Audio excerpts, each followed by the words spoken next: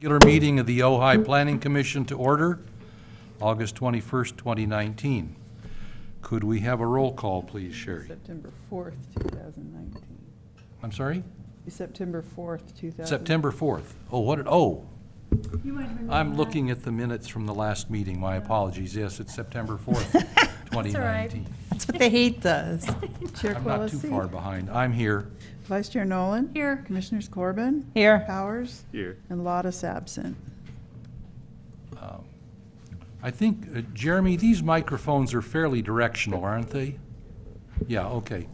If we could all leave them on. I heard from a couple of people that they had trouble hearing some of the commissioners speaking at the okay. last meeting. I might have, So I turned mine off and on, maybe. I do That's too, not a and I'll good try thing. not to do that anymore.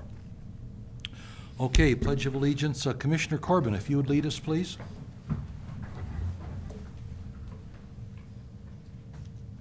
I pledge allegiance to the flag of the United States of America and to the republic for which it stands, one nation, under God, indivisible, with liberty and justice for all.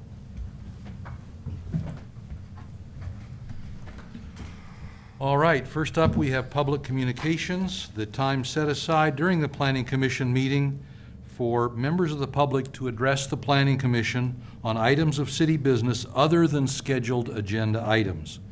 Matters raised at this time may be briefly discussed by the Commission and will generally be referred to staff and/or placed on a subsequent agenda.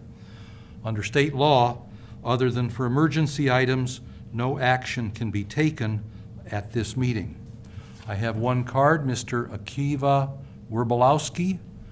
Come forward, please, sir, and tell us what you're interested in tonight. Thank you very much. You know, I want to make a joke to start about august council and honored guests, but I'm going to skip that part. This is the first time I've spoken in this chamber since about 2012. I was in San Luis Obispo, where I've had a history of going back and forth between Ojai and San Luis Obispo a number of times in my life. That's kind of the ecological university in our bioregion, and this tends to be the ecological community of a reasonable scale that allows us to do things here in Ojai that's very, very difficult to do other places, especially places that are, say, on the freeway. And I've been telling people recently that one of the reasons why Ojai is the high-quality place to live as it is that it is not on the freeway, and as a matter of fact, it's really not on the way to anywhere else. People come to Ojai pretty much only if they want to experience what is already happening in Ojai. So I do feel more conservative here when it comes to land use and resource development than I do feel conservative with a lot of other things that are in the public domain. The reason I'm speaking tonight is because there are two things that I'm interested in becoming involved with, and interested in becoming involved with them at very high influential levels so that Ojai becomes, and I've lived in Israel for a few years, the phrase in the Bible is a light unto the nations, is what Israel does from a spiritual standpoint, from the Old Testament, the Torah. And Ojai, I believe, could be a light unto the world when it comes to ecological practices.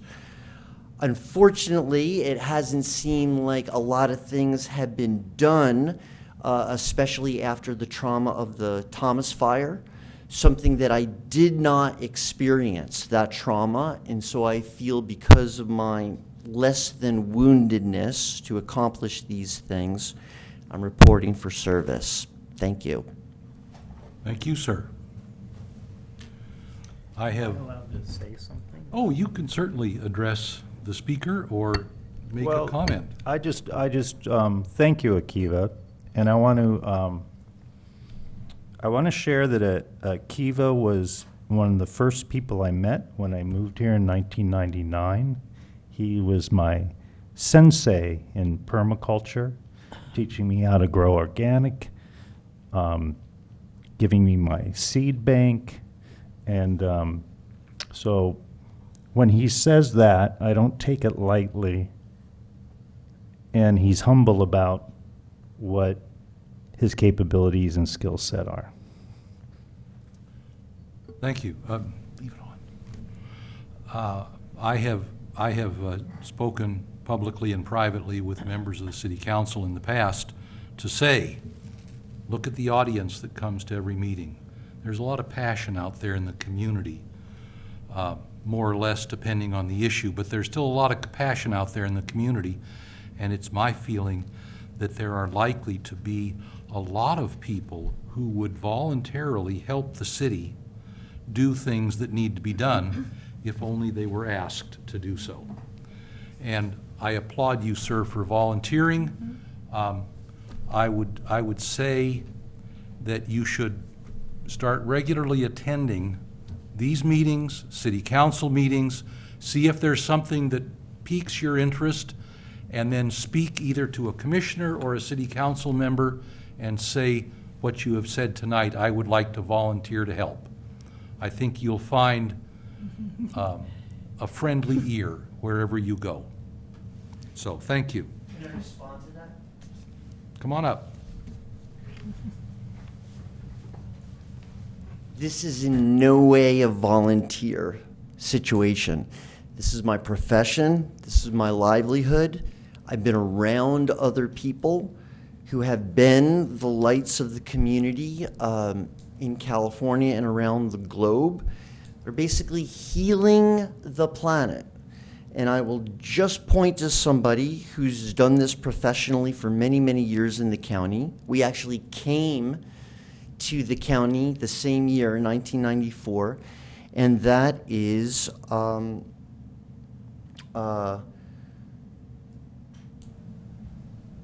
it's amazing. I'm thinking of two Pauls right now, one of whom has passed recently, Paul Jenkins? Paul Herzog, who's passed. Paul Jenkins.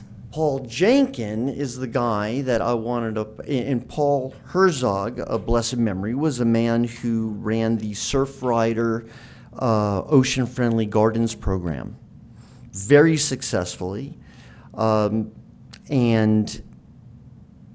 as a young man, he passed, and it was very sad. There is now a memorial park and orchard in his name, Paul Herzog's name, next to Farmer and Cook in Miners Oaks. And he also worked at Farmer and Cook 20 years ago. But Paul Jenkin is a man who came the same year as I did to the county, and or at least dedicated himself to ecological practice. He's responsible for healing the Ventura River mouth. Again, through the Surf Rider Foundation, but this was multi-million dollars spent. Public, private, volunteer, everything around the fairgrounds. Major lawsuit still going on. Whatever the case may be, if you go there, you will see a beautiful river mouth. And before Paul was working on this, it wasn't there. He's also the chair, whatever you might call it, of the Matilaha Coalition, the Matilaha Dam removal and restoration of ecological sanctity in that area. And that's going to happen. And sometimes people are frustrated with how long things take to happen. But I got to tell you, I am overjoyed just to be on that path. We know things are improving. And Ojai Valley is way more healthy and protected now than it was when I first came to town 25 years ago. Okay, thank you. All right, I see no other public that looks like it wants to communicate. Let's move on to the consent item. This is the minutes of the regular meeting of the Planning Commission of August 21st. Recommendation is approval as submitted. Do any of the commissioners have any adds or changes? I'll make a motion Good. that we adopt the minutes of the August 21st, 2019 Ojai Planning Commission meeting. Excuse me, Planning Commission agenda minutes. I'll second that. Okay, any discussion? Sherry, a roll call? Corbin, Yes. Nolan, Yes. Quilisi. Yes. Powers. All right. Could you pass that to James? Needs his signature too. All right, our second item, a discussion item, is Title 10 cleanup. Discuss cleanup of the city codes, land use tables, and definitions. And they were all provided in the packet. And could we hear from staff? Mr. Vega. Yeah, and I'll start just by noting at the last meeting, I came before the Planning Commission and talked about our plan to update Title 10 and was excited about kicking it off. And we had a couple meetings and we're making good progress. The unfortunate news is that our planner is on a leave of absence, so that project is now hitting a little bit of a roadblock, but we're going to make some adjustments and get it moving forward. But this item was already scheduled, but it kind of reaffirmed that we had talked about some of these key items in Title 10 we wanted to bring back to the commission and have the commission review and weigh in as part of that cleanup. So we are going to keep this moving. We are going to keep trying to get through the important parts of Title 10 and get some feedback. And so to start that, or actually last meeting we started it, but in last meeting we talked about the land use tables and some, talked about how there's some things that are just cleanup, but there's also some things that are, inconsistent or that people had questions about. So we figured we'd bring that back for discussion. We can take comments on those, include them in the Title 10 cleanup to bring the whole Title 10 section back, hopefully in a maybe 6 to 8 weeks is what I would guess at this point, to bring the Title 10 cleanup back for a recommendation to council. So that's just kind of the process and the procedure we're following. As far as actual review, there's a couple of ways we can do it, and I'm interested to see how the commission feels about it. As far as if we want to have, just kind of talk about issues that we spotted as we reviewed it, or go through a specific process. I think we're open to suggestions, but there are some items. Some specific items we want to talk about as well. So, If I could add a couple more Yeah. points. Good evening, everybody. Good to be back. Good evening, Matt. Just a couple of quick further points. One is we're going through this, and we really think we should continue to think about the idea that was discussed last time of taking the design review permit and dividing it up into two pieces. One would be a pure design permit, asking the question, is the building or buildings proposed for a site appropriate? Is the look right, the aesthetics right? Does it meet setbacks in height and other pervious surface, other kind of physical External constraints? Exactly, external factors. And then in the second permit, which would be a new permit, call it what you will, site plan review, use permit, something short of a conditional use permit, it could be required for a list of land uses, or perhaps, as an example, would be all the land uses in the C1, VMU, PL, BP, M1, MPD zones, not the residential, and maybe only a subset of the latter zones. But the idea being that the land uses that are larger or of greater potential concern or of greater opportunity for trouble, that those land uses, even if it's from one permitted use in the zone to another permitted use in that zone, get a review higher than that of a zoning clearance. that would test, we would have to work on the findings for this, but something like, is it consistent with the general plan? Is it consistent with the zoning code? So that would test as a permitted use. Right. If it is a permitted use, is it, or if conditionally permitted, then they need that. And then second, something like, is this site adequate in size and shape and circulation to accommodate the proposed use? And I'll use an extreme example. You have an existing restaurant that's got, room for 20 seats, and they want to propose to switch it to a coffee shop, which is a permitted use in that C1 zone, both of those. But they want to do a coffee shop that is designed to accommodate, with seats, 100 people in some fancy, careful costing, fancy coffee tasting type environment where you pay $20 and you go to a coffee tasting. Obviously, that kind of a use couldn't fit in a space designed for 20 people, which is probably parked for 20 restaurant spaces. But it's a permitted use, so it would only need a zoning clearance for that switch. Plus, it needs a DRP right now because any new use that requires more parking needs a design review permit. Right. But the findings for a design review permit don't quite test the things that I think the commission and the council would want to be tested for that kind of a land use, where it's 2 permitted uses, and maybe the second permitted use needs to be scaled down or adjusted to appropriately fit on a site. So that's one thing to think about. The second thing to think about as we're going through this is, and I know we got some questions from the chair by email. Thank you for sending those ahead. A number of existing uses probably don't match this table, and a number of them are going to be predating the most recent full-scale update of Title 10 in 2004, and some probably date back even further.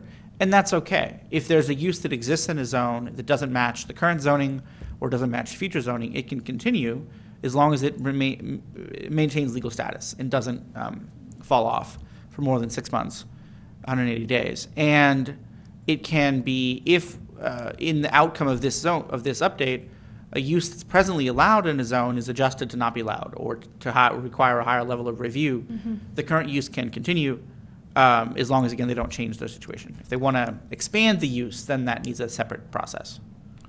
And I'm available, as is James, for any questions. Okay, I have one to start. I think the phrase that was used at the last meeting was intensity of use. And should that be a consideration in requiring a CUP or some other kind of permit, even if the use is unchanged or it's changed to another permitted use? My understanding is that once a CUP is granted for a particular formal use, regardless of the intensity of the use, that CUP persists unless and until a different use is contemplated for that parcel, in which case either it's a permitted use or you apply for a new CUP or you apply for a variance or something to do the new use. And am I correct in that? There's a nuance, and the nuance is if a CUP, as is sometimes seen with some of our older CUPs, where planning wasn't as advanced as it is now, or as precise as it is now, not to knock the past. If the CUP was issued in the 80s for a hotel, and it just said a hotel, then they have a right to that.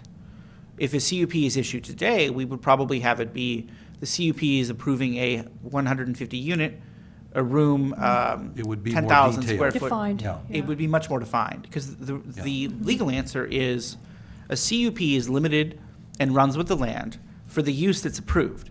So if we approve a hotel, then they have a hotel. If we approve a 150 unit hotel at X thousand square feet, then that's what they have. That's what runs with the land.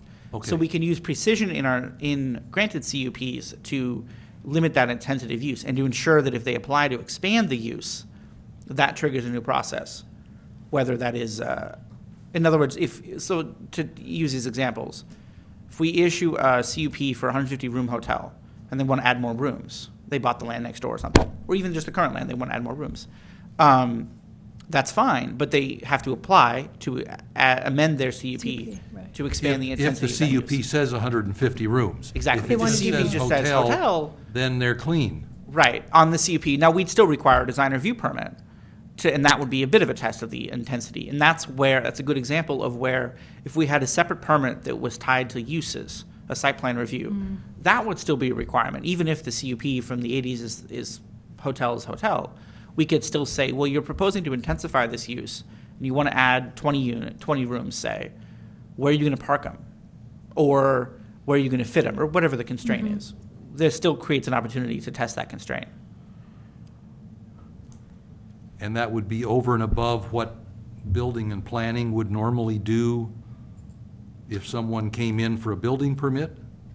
Well, yeah, it'd be above building permit for sure. It'd be more it'd be at the zoning clearance, or, because to use this example. Use permit, yeah. Yeah, it would be a use permit. Right now, they'd come in and they'd say, I want to expand my hotel. I have a CUP. Okay, great. Let's look at the site. It's going to need a zoning clearance for that permitted use, but that's over the counter because it's permitted. Then they're going to need a design review permit because more units means more parking. And that's our only hook right now, which is a sufficient hook. It's not to say that we're unprotected right now, but it doesn't, there's, I think, value in dividing up the design focus from the use focus. Right. Mm-hmm. And allowing each to be focused. And there are cases we've all can think of where the city would have preferred a higher level of review for a change in use in an existing building that didn't involve a building permit. There were no physical changes. It was all inchoate changes. It was all use changes. Right. And that creates challenges. And other times where we've seen no changes to the use, but a series of building changes that were reviewed at perhaps a lower level than would have been best. Not to rehash all the past, but there's, I think, circumstances in both quadrants, so to speak, that could be looked at. So what we really have right now is a DRP, which typically addresses external factors on a structure and Design review. doesn't address the underlying use. The presumption is that it is a permitted use in that zone.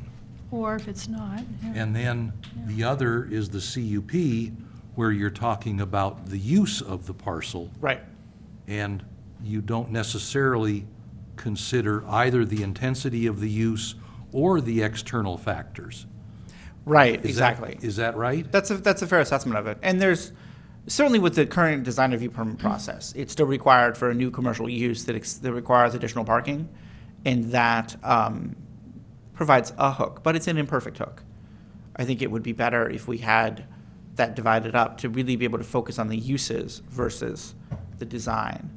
And an example there, it would be if you had a site that's overparked, but didn't have, and we can think of some sites around the city that have a lot of parking, but maybe the circulation's not right, or there'd be neighbor impacts that wouldn't be well suited to a use that might be permitted in that zone, but wouldn't make the most sense to go there. And that's what we would, I think, can be best tested, or can be tested, maybe not best, but could be improved through a kind of a use permit focus. And to be fair, on the other side of the coin, the classic lawyer, two sides, a conditional use permit also tests all these things. But traditionally, cities take the conditional use permits and set those as required for the uses that are over and above, quote, normal things. The uses where you're expecting neighbor impacts, you're expecting community challenges, or you're expecting strong possible opposition to ensure that it forces a public hearing and forces a decision of this commission and not something by staff. And there's always a balance act there between, are we promoting new businesses and new opportunities, or are we putting the brakes on and ensuring public review? And kind of our thinking is that a new type of use permit can be a bit of a hybrid. Slightly lower than a CUP. It's still discretionary, still takes a hearing, but it's not as involved as a full-scale CUP, above the over-the-counter permitting, the over-the-counter zoning clearance. The over-the-counter zoning clearance, which I'm sure goes on each time something comes in, that does not necessarily consider parking or circulation or anything else? No, it just looks. A review of the land use tables and a few Right. other things. Right, it's kind of it's a basic checkbox. Land use table, is it allowed or permitted? Do they have the applicant's permission, or do they have the owner's permission, or are they the owner? It's a fairly, it's ministerial. It's a fairly basic set of checks, and it doesn't go into the detail of intensity of use issues. It should look at parking, but it doesn't necessarily give that a detailed, nuanced analysis. Okay. Other questions of staff? I just have a comment, which is that I couldn't help but think when you're talking about this, about the issue of sort of the downtown core and the fact that there are so many parcels there that do not have parking. And I think that's probably one of the approaches to the topic of parking that I had in mind when I talking about parking with the city council, is that I think we want to be open to the possibility of what can go into these spaces, but we have to really look at how we do the parking. It's not, I mean, I don't think we want massive spots of parking in our downtown, so I think that's why it's really important to talk about where we do want the parking and how we're going to address that issue. Because all we ever wind up talking about with these new uses is parking, and we kind of lose track of what's really maybe potentially wonderful about some of these projects, and they get killed on the basis of parking. And I think that that's unfortunate. I agree. The other, One other issue that I was thinking of was about, you just meant if it falls off for 6 months. Well, I was under the impression that that's at the discretion of the community development director, potentially. For example, you take a project, a parcel like the Oaks. So the Oaks has been a hotel for time immemorial, and it's sort of a landmark hotel spot in Ojai. And then it closes down for the fire, but it doesn't reopen forever because the reality of it is they really want to sell it. So it's closed, but that doesn't mean it shouldn't still continue to be a hotel. And I think it's a hardship to impose somebody else coming in to put a hotel there to say you have to start all over again. When it's a hotel spot. And if somebody wants to put a hotel, if it's been closed for 2 years, great, let's reopen it and let's not make it even more difficult than it needs to be. I think we need to be friendlier as a city in that regard and not stand on ceremony about, oh, well, it's been closed for 6 months. It takes longer than 6 months a lot of times to do just about anything, includes selling it. And sometimes people don't run the business while it's being sold. So I think that that's something that needs to be addressed also. I thought that's what Matt said at the outset, was that the permitted use or the CUP use, if it's a CUP use, stays with the parcel. Well, he said unless you're- it falls off for 6 months. Right, so there's a couple of things on that one. One is a use continues if it's grandfathered under whatever the current zoning is, and its permits continue as long as it's exercised. If the use is stopped, you have 6 months to restart it. After that, you need new permits. There's no longer a valid land use on the property, even if it's a CUP that ran with the land, because you only have 6 months. You have to keep using your Even if Well- it's a your P? entitlement. See, I think But well, there's two- needs to be a stopgap thing to that, like an There's a- easier approach to that. That's definitely doable. That can be looked at in part of the title update. There's two other points there. One is there are certain exceptions for disasters. I haven't looked at the Oaks in detail, but it would seem that may fall under those if we can tie what happened there to the fire. And two, and that's part of there's director discretion and commission and council discretion in certain contexts, and one of those is disaster recovery. That may well be the trick for the Oaks, which we haven't looked at in detail yet because no one's asked us anything. But and two, with the CUP, it grants you the right to that land use as long as you exercise it and continue the land use. So once you exercise, meaning you start the land use, so you open the business, you start operating the hotel or the restaurant or whatnot. But it may take somebody way longer than 6 months to revamp it and get it opened. In that case, that needs to be structured as an amendment to the code, because right now it's 6 months. well, 6 months is not nearly enough. It's like our building point, permits. and that can be It's structured like in- our building permits, where we're so miserly with our extensions. And I think that's unfortunate too, because I think that can really hurt somebody. And that's, I think, a second thing that can be accomplished through a code update, is we can, Right. is the commission and council can make that a year instead of 6 months. Right, or because to allow start some- over again, it's wildly expensive to begin with, and you don't want to start Well, and over again. So it if also if creates somebody challenges for needs to CEQA. take a pause for a financial reason or to do a project in the right way, they shouldn't be penalized. I understand you don't want derelict properties, but I Sure. think we just need to realize that it's our job to service the people in our community, not to police them. And we have to do it in a way that encourages people to do things in the right way and doesn't, put a barrier up. And I There is a think- part of Title IX that deals with abandoned property or blighted buildings, or there's a various terms that go with it.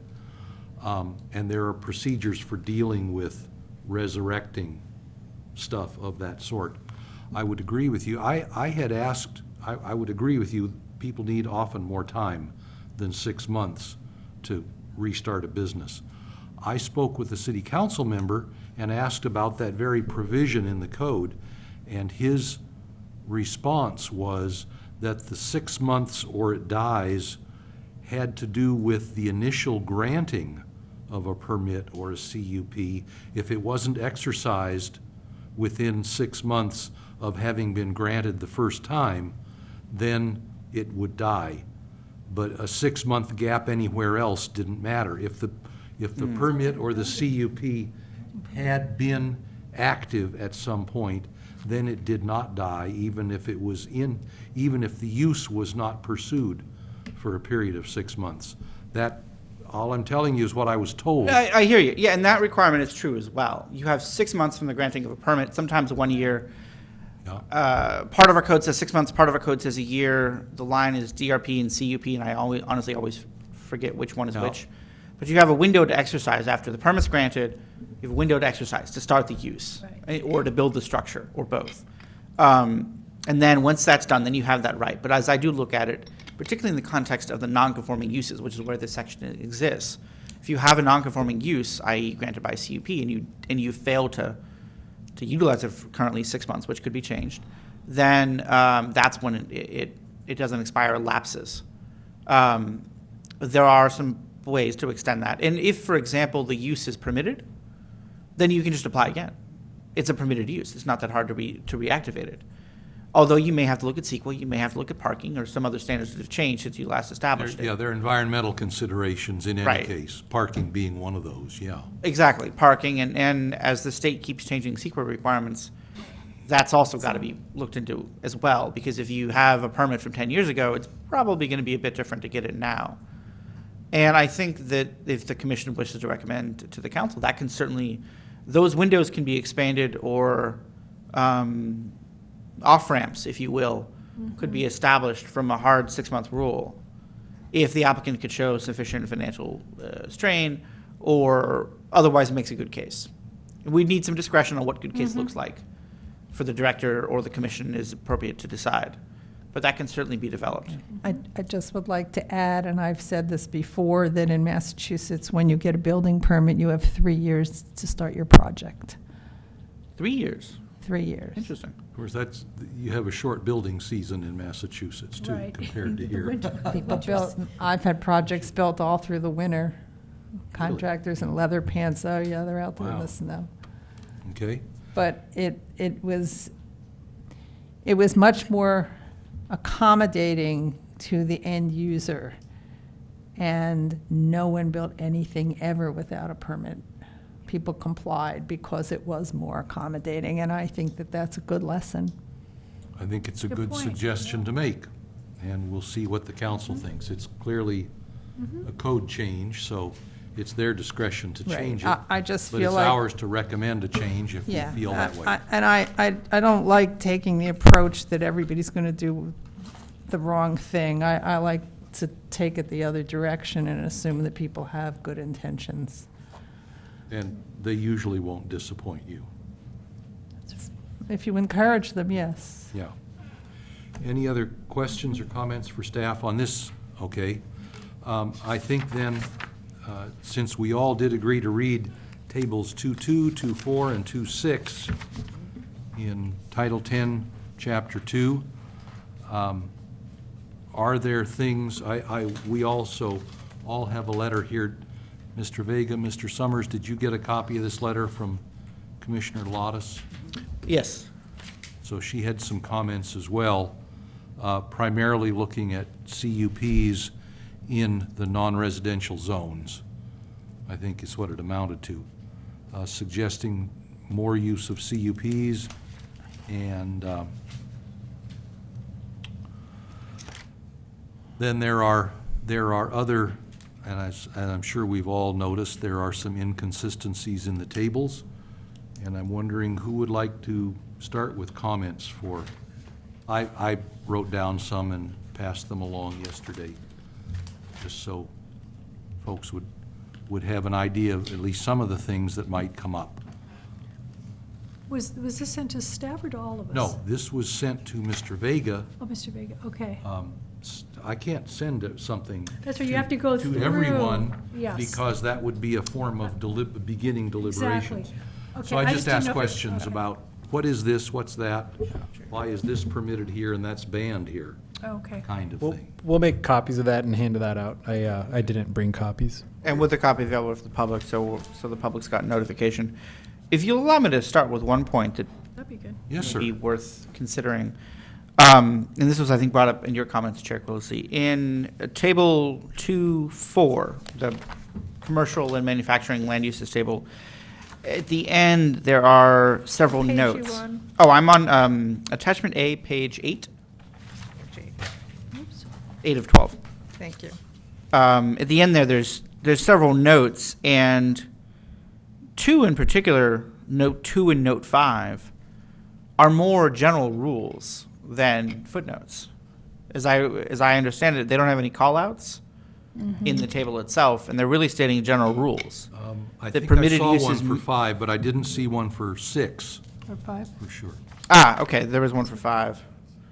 Oh, I see. 5 does have one in the land use at the top, so there's a call-out there's a call-out for the whole table, which is kind of funny. Yeah. It would, as is for footnote 1, but not footnote 2, it would seem that we might move those points up and put them as substantive uses in the text at the beginning of the table. Oh, yeah. Or not land uses, pardon me, but substantive points of law. So they don't get buried in the footnotes. It's a minor point, but I think well taken.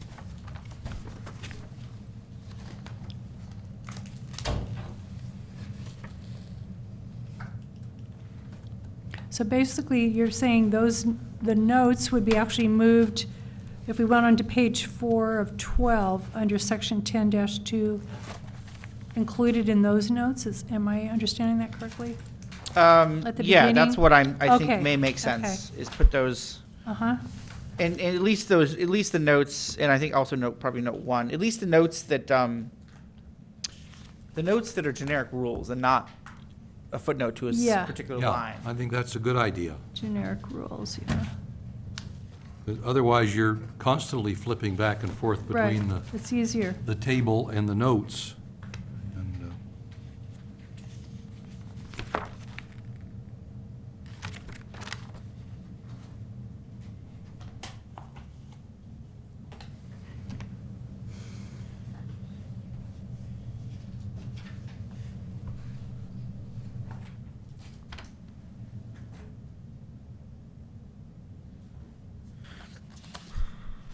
Yeah, so Commissioner Lottis has suggested that there are a number of these uses, and this is in Table 2.4. 2.6 is the IR and what, an A and OS, and PL? Yeah. So she's suggesting in the C1, BP, VMU, M1, and MPD zones that there be a number of other uses that are currently in here, presumably as Ps, that she thinks should be CUPs. And again, we also need to consider whether we want to establish, I don't know what you'd call it, an increased use or extended use permit, or, You know, you because could, it's not really a use permit if the use is already permitted. right, I think it would depend in part on how we limit its application. One approach might be if it's limited to only intensified uses and not just any new use in the C1 or B, if it's not just any new use in particular zones, then you could call it an intensification permit. It's a bit of a mouthful, though. So maybe if it applied to, say, all the zones in Table 2.4, those 5 zones, then you could call it a commercial use permit. Something like that. And so if it's not a CUP, what would we call that? COMUP? Oh, right, the acronym's the same. No, you're right, you're right. CUP1, CUP2. Two, yeah. No, we'd have to give it a new it can't start with C. I think it would be, Yeah. you know, it might have to be, well, non-residential use permit gets a bit of a mouthful. You might just call it, And that would also apply to the IR and OS and A, right, so. which I'm not sure we want to apply it there. It's the Right. concerns that I've heard from a number of have been these 5, C1, BP, VMU, M1, MPD, and actually there are some for PL2. So you might call it a new uses permit or a uses, which is a use permit. The other way to approach would be to change entirely and call it something like a site use permit, an SUP. That's an acronym we don't already use. Oh, I like that. A sup. A SUP, to go with the tup and the cup. Uh-huh, exactly. Okay. And I'll freely grant the list of things that I put down here.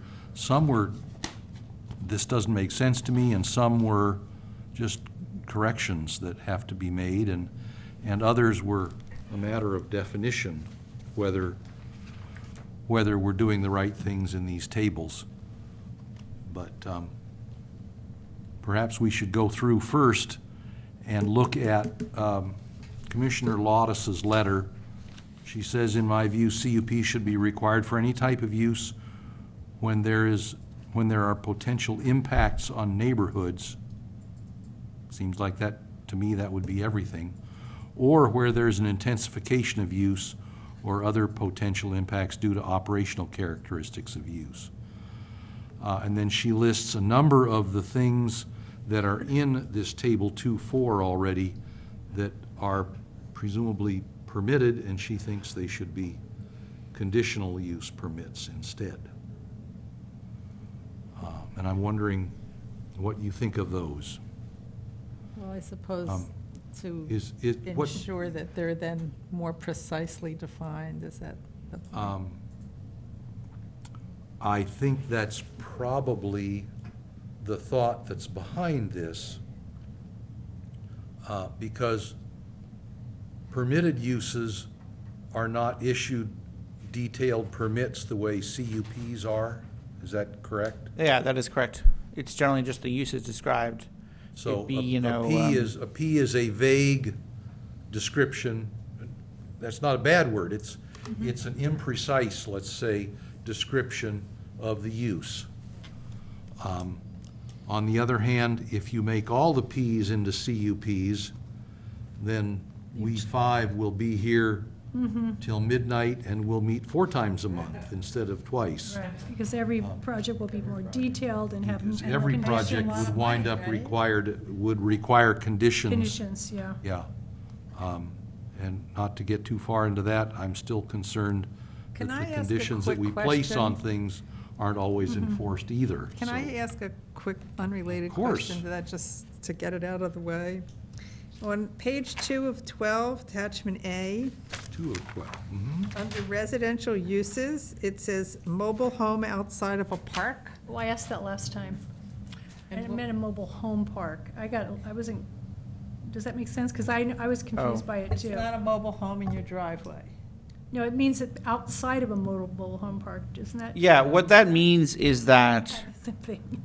it's what it means is that in only the R1, if I'm tracing the table up right, yeah, R1, is it allowed to take a mobile home that is more often called a manufactured home. That's the single wide, the double wide, or the triple wide, that kind of format that meets the various state and federal certifications for those types of units. Those are allowed to be placed in the R1 zone as a As a permitted use, home. as a home.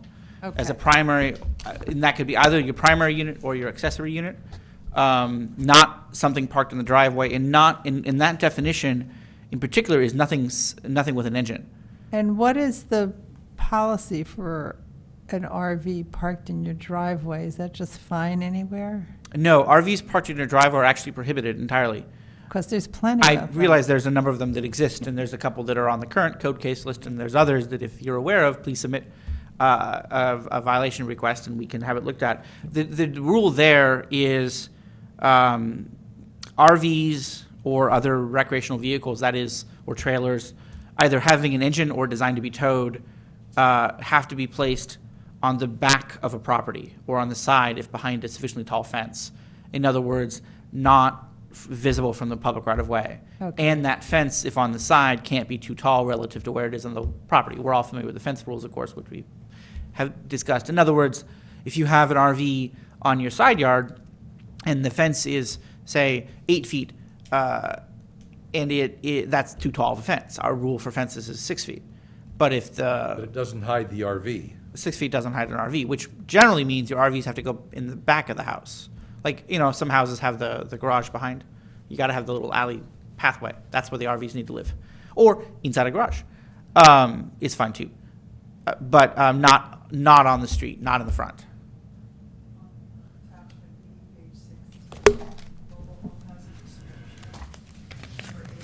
Which page are we on? Ah, perfect. Mobile home. Yes, thank you. Thank you, Sherry. That's an excellent point. So attachment B, page 16, the last item, is that definition of mobile home, and it ties back to the manufactured home standards, that it has to be RV, commercial coach, or factory-built housing. So it's not an RV. And the RV ban rule in the fronts of properties is, I just looked up that citation the other day. It's in the, what was that, James? We just looked it up the other day. It's in the general and property standards. If you bear with me a moment, I'll find that citation.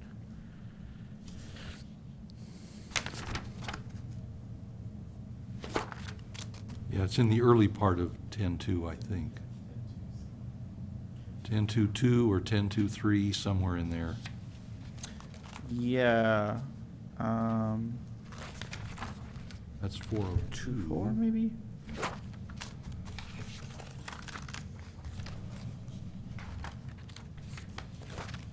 We'll look it up.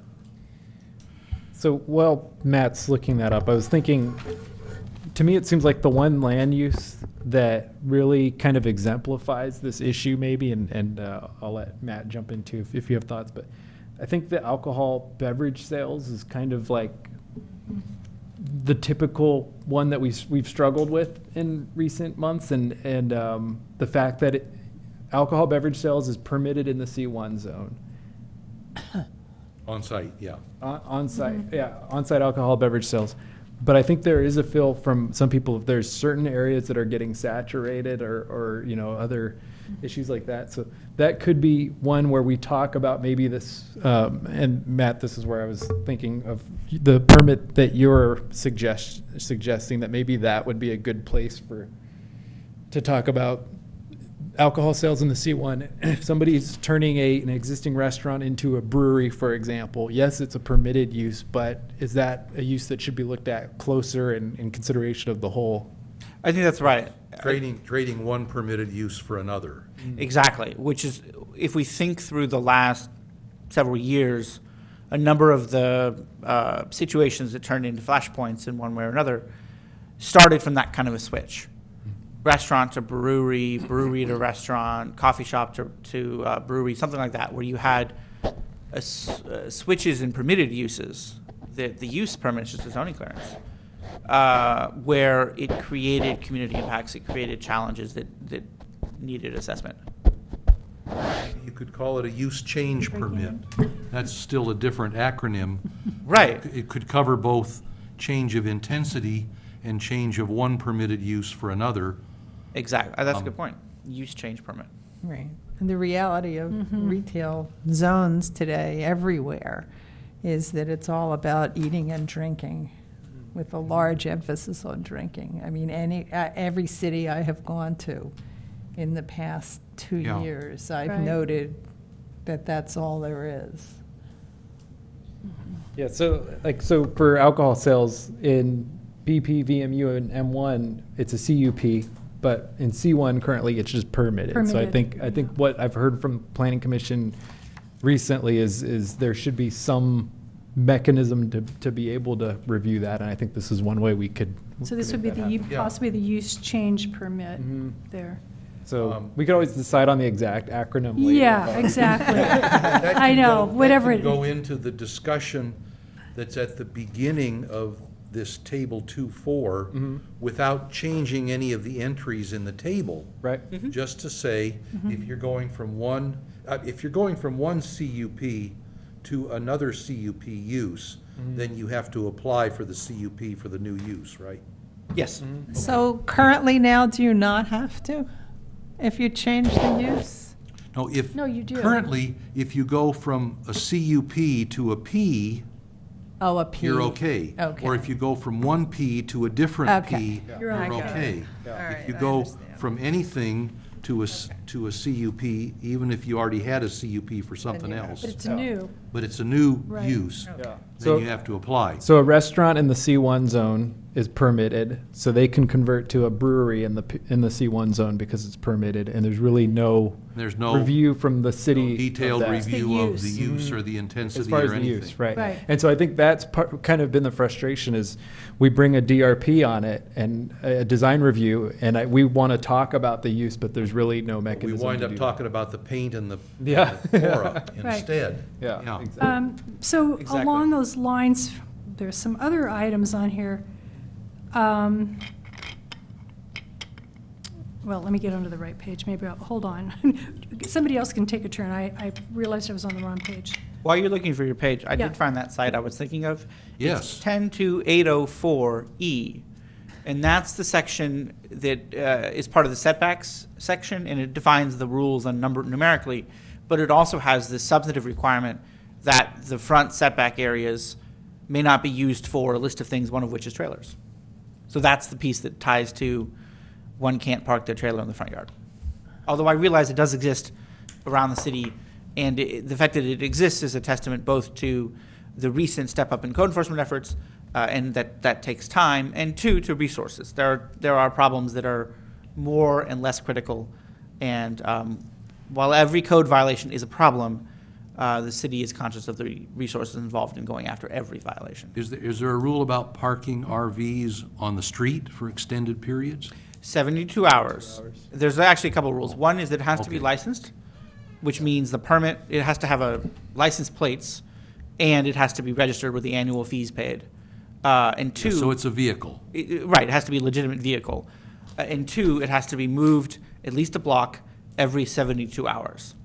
And if you have or are aware of an RV parked on a street that hasn't been moved for that window, then report that to the dispatcher at the dispatcher at the police department, the non-emergency number. Oh, yes. Not 911, that's a non-emergency number issue. 646-1414. Thank you.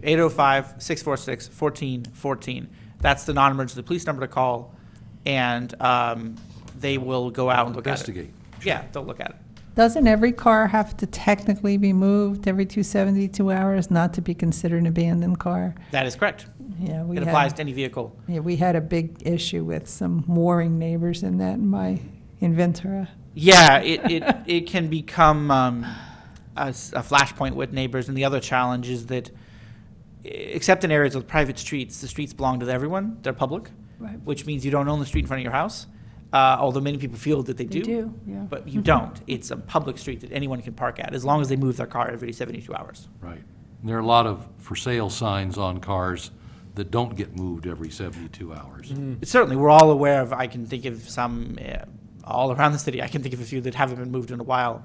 And that's another one where the sheriffs look at it, and they have limited resources, but they have some tools in the toolbox. In particular, if you're aware of a car or RV or whatnot that's been parked for more than 72 hours that has some heightened concern about it, for example, someone sleeping in it, you believe, or I don't know, drug dealing or something more substantial, emphasize that in the call to the sheriff's department, and that will elevate it up their triage list. Okay? I found my spot. Great. You know what it was? I had my notes from the previous meeting and this one, and I have them both spread out, so that was part of my issue. But, okay, so a similar question would be, this is on page 5 of 12, attachment A. And if you go down to residential uses, live-work unit, and you go into C1, it's not allowed. It's Which one? Which is not? The live-work unit?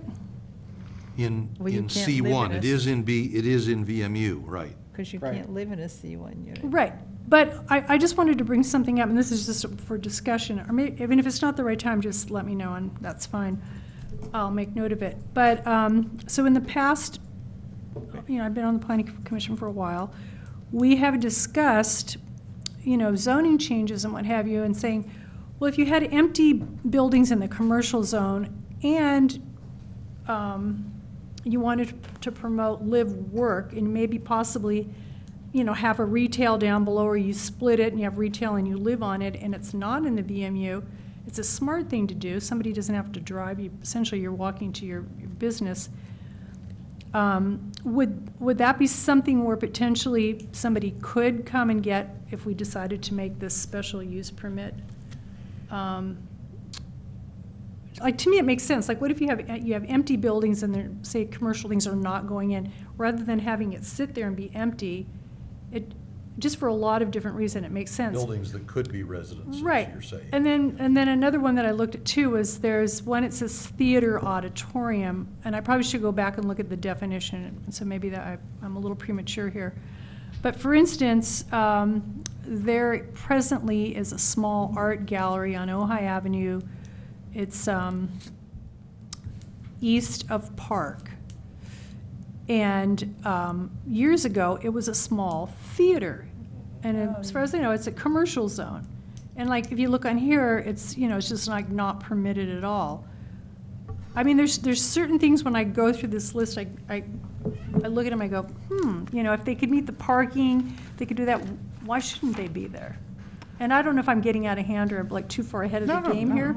No, not at all. But That- those were the kind of things that, kind of the approach that I was taking as I Yeah. started going through this, on some of these items, of going, well, maybe you should be allowed to do certain things. If there's, you know, criteria, of course, you know, you have to meet certain thresholds. The theater is one I was hoping somebody would bring up. Okay, good. 'cause- Yeah. Because off the top of my head, Yeah. and I haven't confirmed this, I believe the theater that we have in our city, I won't say names, is in the C1 zone.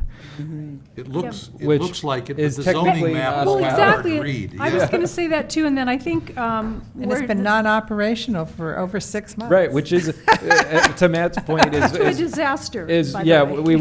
we have some arguments there, but if somebody really was to Yeah. challenge it, you know, I think that's something that I was hoping Not we'd a- identify. It's not a as permitted cleanup. use, but it was grandfathered until it went idle for 6 months? That would be, Is that, If there was a very strict reading of the code Yes. applied, that's correct. Obviously, that strict reading of the code wouldn't comport with anyone's policy preferences. yeah. no? Therefore, we will be applying a disaster exception to, when they apply to reopen said theater, we will be applying a disaster exception, I believe. And if that gets litigated, then we will defend it. Yeah. Or we could fix the code.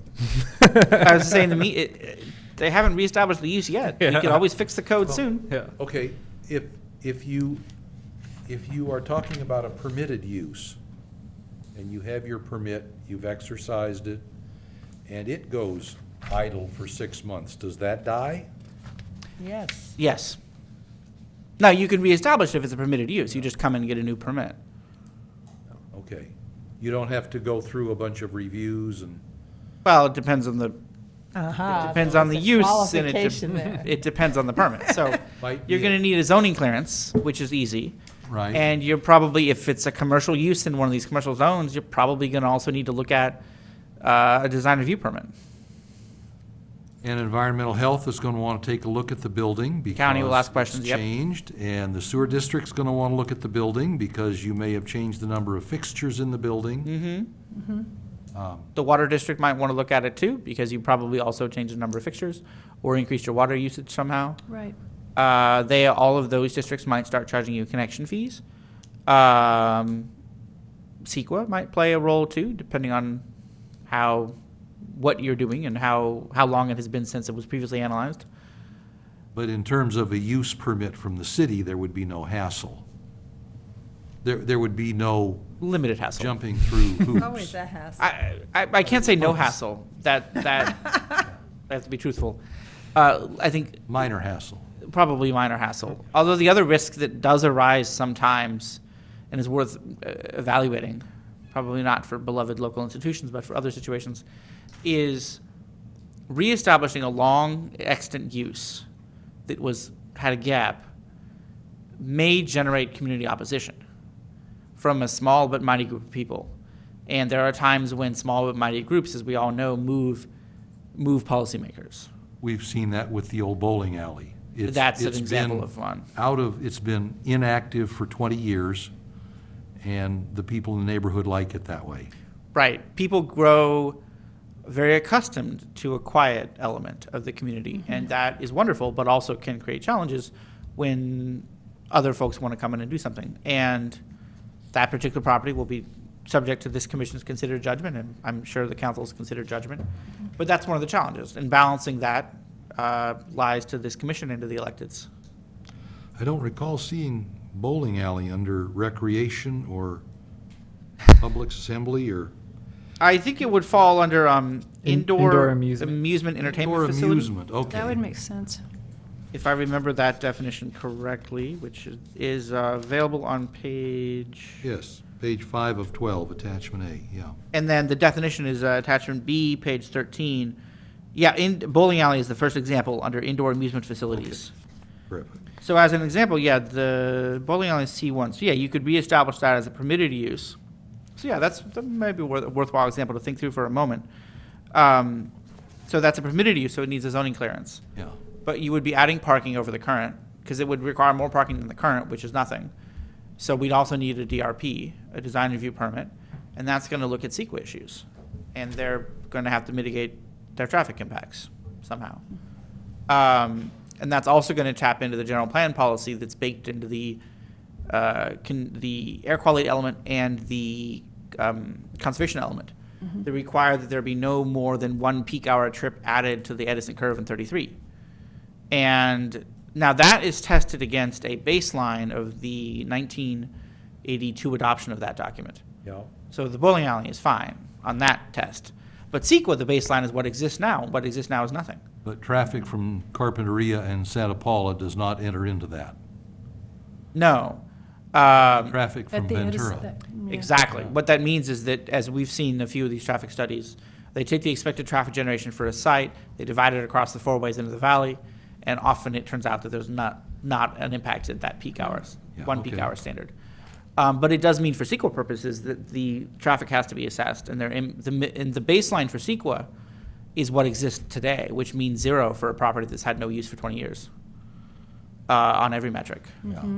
And that can create some challenges. Not that they're not insoluble. There are solutions and resolutions available to those challenges, but it's something that needs to be thought of when we're looking at reactivating some of these long vacant parcels. That's where I'll say to the developers listening, reactivation isn't impossible, but it has to be done carefully. Okay, so Commissioner Yeah, Nolan, when you're done. you're suggesting that theater auditorium and live-work unit in the C1 become permitted uses? Well, it could be permitted, or it could fall under, whatever we decide to call this, like, special use permit. But I just think it should be, maybe we need to discuss it further, but I think it should be considered to Yeah. be permitted to some degree, whatever level that is. Well, I'm kind of gravitating toward the phrase use change permit. Yeah, Because or the it could be use change, between yeah. two permitted changes or a CUP to a permitted change. But if it's going from banned to permitted, Right, that's a whole new that thing. would be Like- a whole new. Right, And I don't know what flexibility the commission has even. If somebody comes in right now and they want to put, say, a community center in the C1 zone, it's currently banned. Right. So the, Do we have the power to change that? I don't No, think we so. don't. no, you don't. We don't. State law prohibits what are called use variances, which means a variance can only be granted with the right findings from a physical standard. Right. Parking, site setback, height, something like that. For uses, it has to be either conditionally permitted or permitted. The legislative body establishes that, we don't. You don't, exactly, and even the council can't grant a one-off variance. They have to Oh. amend the code to allow a particular use. The way around it is a development agreement, which can vary the provisions of the zoning code, but that still takes, that's approved by ordinance, and that takes a hearing at the council, which is why it's not a way around, it's a way, it's an alternative pathway. State law allows development agreements if they're approved in the same manner and format as an ordinance with two public hearings, one here and one at the council. Because they're approved in the same way as a zoning ordinance, they have the same equal weight and can therefore vary the rules of a zoning ordinance. Which we've done at times, and that's the path. If there's a particular use that comes on board and the idea is, we really want that use, forget the table. Hmm. That's how it's done, it's a development agreement. But it's a bit of a, it's a, what's the word I want, a high-level solution Mhm. to a, or complex solution. There's no one-off, oh, yeah, that one's good, but not something else, let's just give them a variance. That's not a viable option for a land, for the use table. Okay. The other thing that's worth noting that some cities use regularly and other cities use sparingly is their terminations of similar use. And what that is for a use that's not listed in the table, the default rule is that it's prohibited. This is a closed list of allowed uses. If it's not listed, it's prohibited. But if the director determines that it's similar enough to an Mhm. existing use that's described in the table, then it's treated the same. So, by way of example, I don't know, we had, upholstery shop is defined here. To me, that means reupholstering. So if you had someone come and proposing a woodworking shop, it's also working on furniture. The director might find that that would be a similar use. Very similar, They yeah. treat it the same as upholstery shop, permitted in the M1 and NPD. And there's a process for that. It's baked into the code. It generally requires a hearing or two. That process can be used, especially to deal with changes in the economy and in the world. And to use an extreme example, the electronic pencil line voting didn't exist a few years ago. As technology moves forward, new land uses arise that just didn't exist in the code before because they didn't exist and they weren't thought of. So a closed list of today's land uses didn't consider them. Determinations of similar use allow those uses that are appropriate to be approved, Okay. short of requiring a development agreement for every new land use. And as an example, the cannabis dispensaries. Cannabis dispensaries not in the land use table, but they exist, of course, there are 3 of them. They were found to be similar uses to certain allowed uses in the M1 and NPD zones. And they're covered in excruciating detail in a different title of the Correct. code, Out of 4, which we rewrite on a regular which basis. is public health and morals or some such. Yeah, public health and welfare, something like that. Exactly, and that's what and of course, as we know, the council's taken a detailed look at the rules for our cannabis dispensaries and now for the manufacturing Right. facilities. Yeah, if we talk of a use change permit, it could be a change from inactive to active. And that would cover the case of the Oaks being closed all this time. We would probably want to talk to them about it before somebody reopens it, but not necessarily restrict them in doing that. Just find out what the plan is, The intention, yeah. when the intention is to deal with that parcel.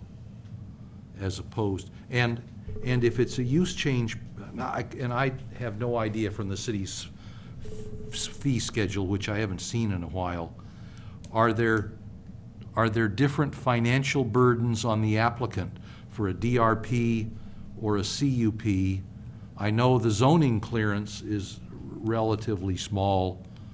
I don't know the fees off the top of my head, but I know there are, DRP is higher than zoning clearance, CUP is higher than that. And they just rewrote, the fee schedule was recently amended by the council. Oh, they're all the same now? Now, And what is the fee? $450 base fee, $225 per hour after that. there we go. Yeah, That's for yeah, DRPs and CUPs. Yeah, they're both, and modifications to CUPs, design review, permits are all 450 plus 225 per hour. So 450 base fee plus 225 per hour. And is there any oversight on number of hours? Yes, the oversight is that the planners track their hours and have to provide a report of those hours, yes. And the additional oversight is that the city manager has the power to strike off hours if the judgment is made that an application was given too much review, we'll say, or wasn't treated appropriately. The city manager has the power to strike hours from the bill that are inappropriate to be charged to the applicant.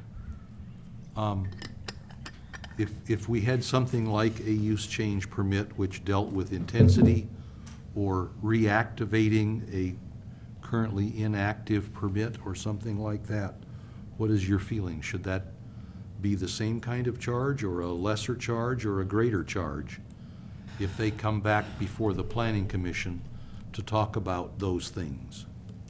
Well, I guess what always makes me uncomfortable with these things is the wildly open-endedness of it.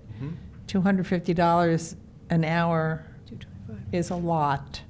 And if it's open-ended and you have no idea how many hours you're going to be hit with, that's daunting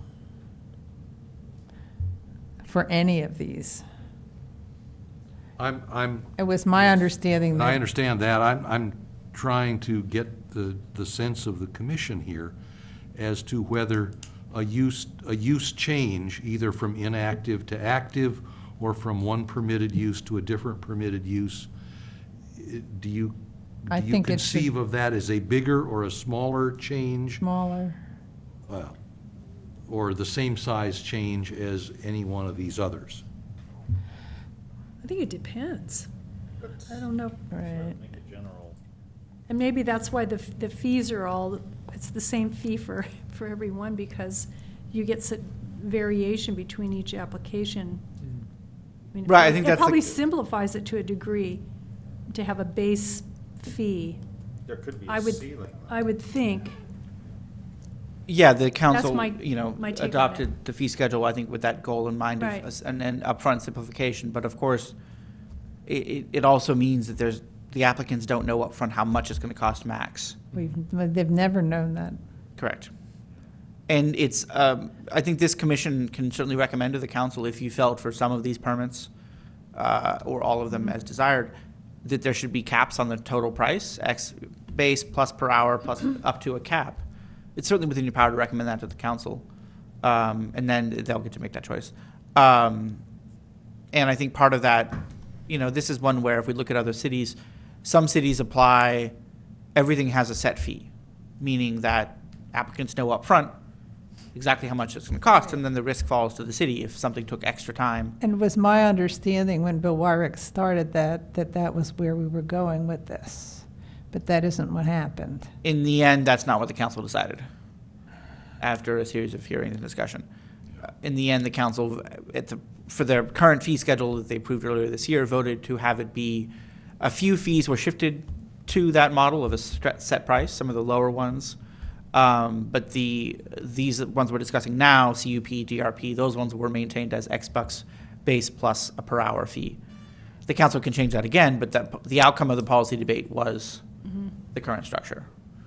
There's nothing dictating that they have to do it that way, but Well, it seems that it would be really nice to have a set fee based on the scale of project. and that's certainly something that can be done. I think that can be within what you recommend to the council.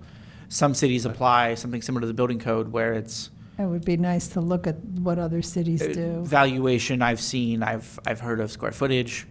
Right, you have to, yeah. You know, for building permits, it's all structured by valuation. And I've building seen that. permit was by valuation. Right. I've seen that same model applied to zoning permits. And the, you know, the policy choice is promotion of businesses, promotion of change, promotion of entrepreneurship versus cost recovery and ensuring that the general taxpayer doesn't subsidize new businesses. Right, And the merits of those choices I leave to those above me. okay. Mm-hmm, yeah. It's not always easy. Okay. They're Well, you- all different.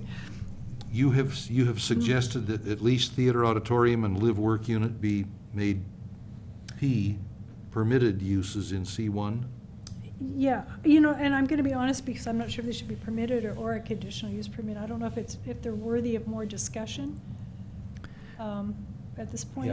Clearly, we I don't, didn't Is come in the- with that, we don't have any. definition any in mind. retail outlets with people who own them living above them right now in the C1 zone. we have it. Not in the C1. We have it in VMU. The VMU, yeah. But you're actually VMU, looking yes. at changing that too. Isn't the VMU going to be, or is that just being explored, I should say? It's under consideration. I think the council has Consideration. directed that the Okay. commission hold a hearing on Yeah. shifting VMU out of the commercial Commercial. district collection, out of table 2.4, Mm-hmm. and putting it instead in table 2.6 for special purpose districts. Oh, well, there's that special permit thing again. yeah. Right. And that's been, I honestly don't know Yeah. when that's coming to this commission, but that's on the list. Okay. The one point I was going to make, and it ties into actually Commissioner Lottis's letter. I think one point she made that when I read it, I think there would be value to it, is she suggested that we come back with 5 other cities' Right, at the beginning, tables number and one. see how they do it. So we I can think that's kind a of good idea. Yeah, for something like a live-work Great. unit, I think more cities in the county are moving to that. Exactly. But I've also heard, you know, I think Simi Valley and a couple other cities are like tried it and it didn't work all that great. So it just it'd be good to look at a couple cities and see how they're handling. You know, and I remember when we did discuss it at the commission several years ago, the discussion we had was that if it was permitted, whether it was conditional use permit or a regular permit, and you could do it, essentially, when that person worked out, it could go back to be just commercial. So that it doesn't carry through, maybe it wouldn't be a conditional use permit, it would be Right. like the special use. So that essentially it could change, but at the same time, it's always, you know, you want the occupancy, you want, Yeah. you know, thriving, you know, downtown, and potentially, you know, you may need housing too, which we know we Housing do and then need. customers for the business. Yeah, so it's kind of, you know, a win-win, or it could be. And another point on that one that may be Yeah. worth considering is that as we look to the next RENA cycle, the next regional housing needs allocation cycle, Yeah, and a required update of our housing element, which Exactly. starts, it's in process now, we'll have to do it next year. Mm-hmm. The more we can identify an additional housing capacity, the better. Even if it's adding it to current, where we wouldn't expect every unit to turn over, but, We would just be Exactly. saying, in this area, we would allow it. correct. Therefore, Right, you know, if a in that developer zone. wants to develop it that way, Mm-hmm. then we could go ahead. It would certainly result in more multi-story structures, I think, in the commercial zone. or it could be a division, depending on what was going on. Yeah, I mean, you know. one live-work thing that I can think of is in the VMU at Matilaha and Ventura. Right, Right. And there's some one-story stuff and there's some two-story two-story, stuff there. right. And they're nice, and they They add are life nice. to They the look very street. nice. I mean, I think it's I'm not sure great. they'd be appropriate for right on Ojai Avenue. But they could They be. might well be if Why you're a little not? farther east. Yeah. Well, they could be okay, depending, I mean, you might not even know it was there. And we did Depending on have how you someone- partition it yeah. off. Right. And essentially, for the most part, you would be, you know, remodeling, or maybe just interior remodeling on an interior. Yeah, there's a lot of that Existing building. actually, yeah, in San Luis Obispo, because they've been Exactly. doing really nice, beautiful Yeah. apartments, which of course, everything's done on a certain day, and you can't make an appointment to go look at something if you don't happen to be there on Wednesday. tough luck. You don't get to see it. Well, Yeah, my mother's, or my wife's mother grew up over the top of a plumbing store in Right. Somerville, Massachusetts? Massachusetts. Ah, my mother's So, from Massachusetts. It's a too. common thing back east. yeah. Um, Well, it makes sense Yeah. for lots of reasons. You know, I had here's another interesting one that I looked at. So this is on attachment A, page 2 of 12. So it's table 2-2. And so this is land use. And if you look under agriculture, resource, and open space uses, and you look at crop production horticulture, it's allowed in the R04 or R04. That's the biggest parcel. That's the big, it's like a 4 acre. But I'm just throwing out, why shouldn't it be allowed in the 02, 01, and 0 half, which is like, half an acre parcel? And because,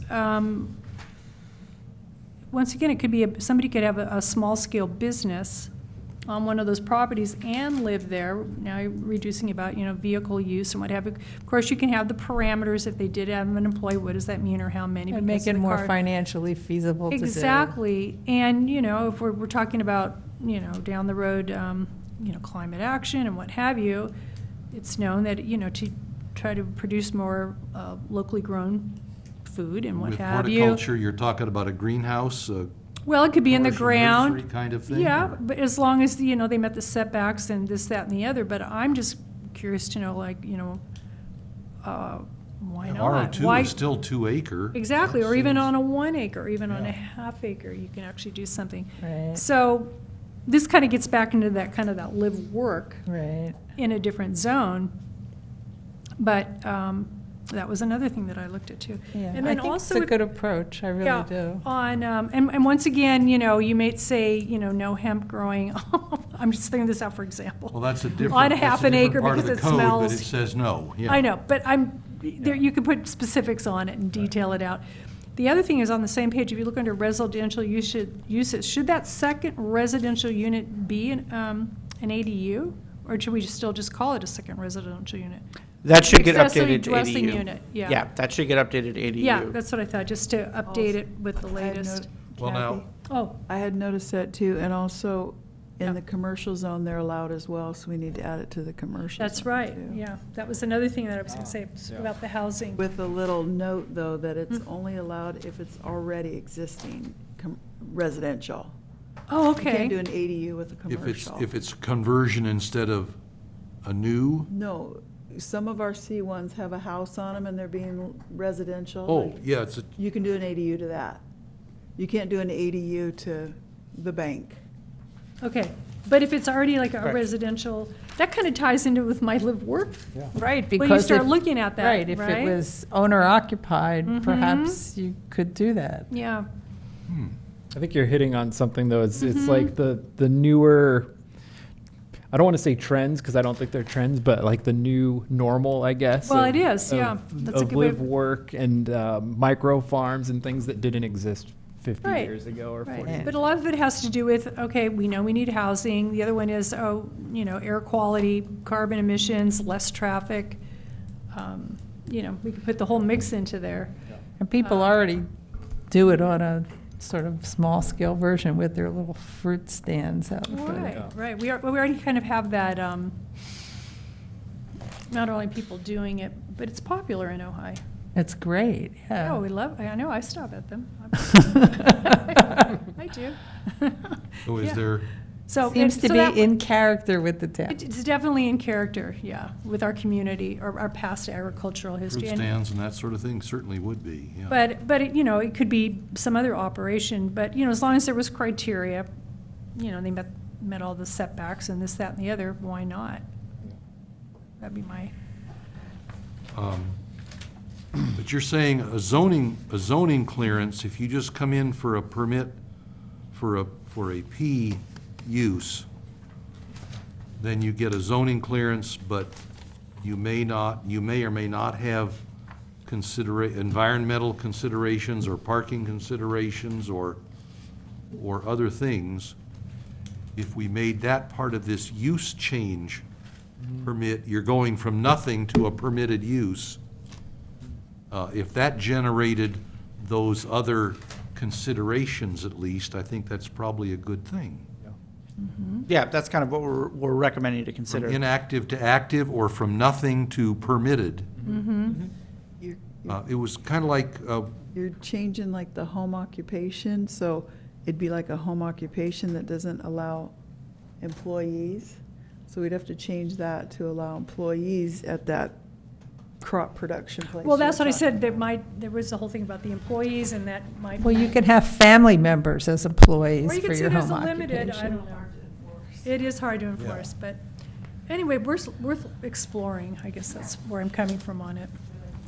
Yeah, there's always the nuances. okay, but making crop production horticulture at least permitted down to the RO 1/2 Yeah, level, okay?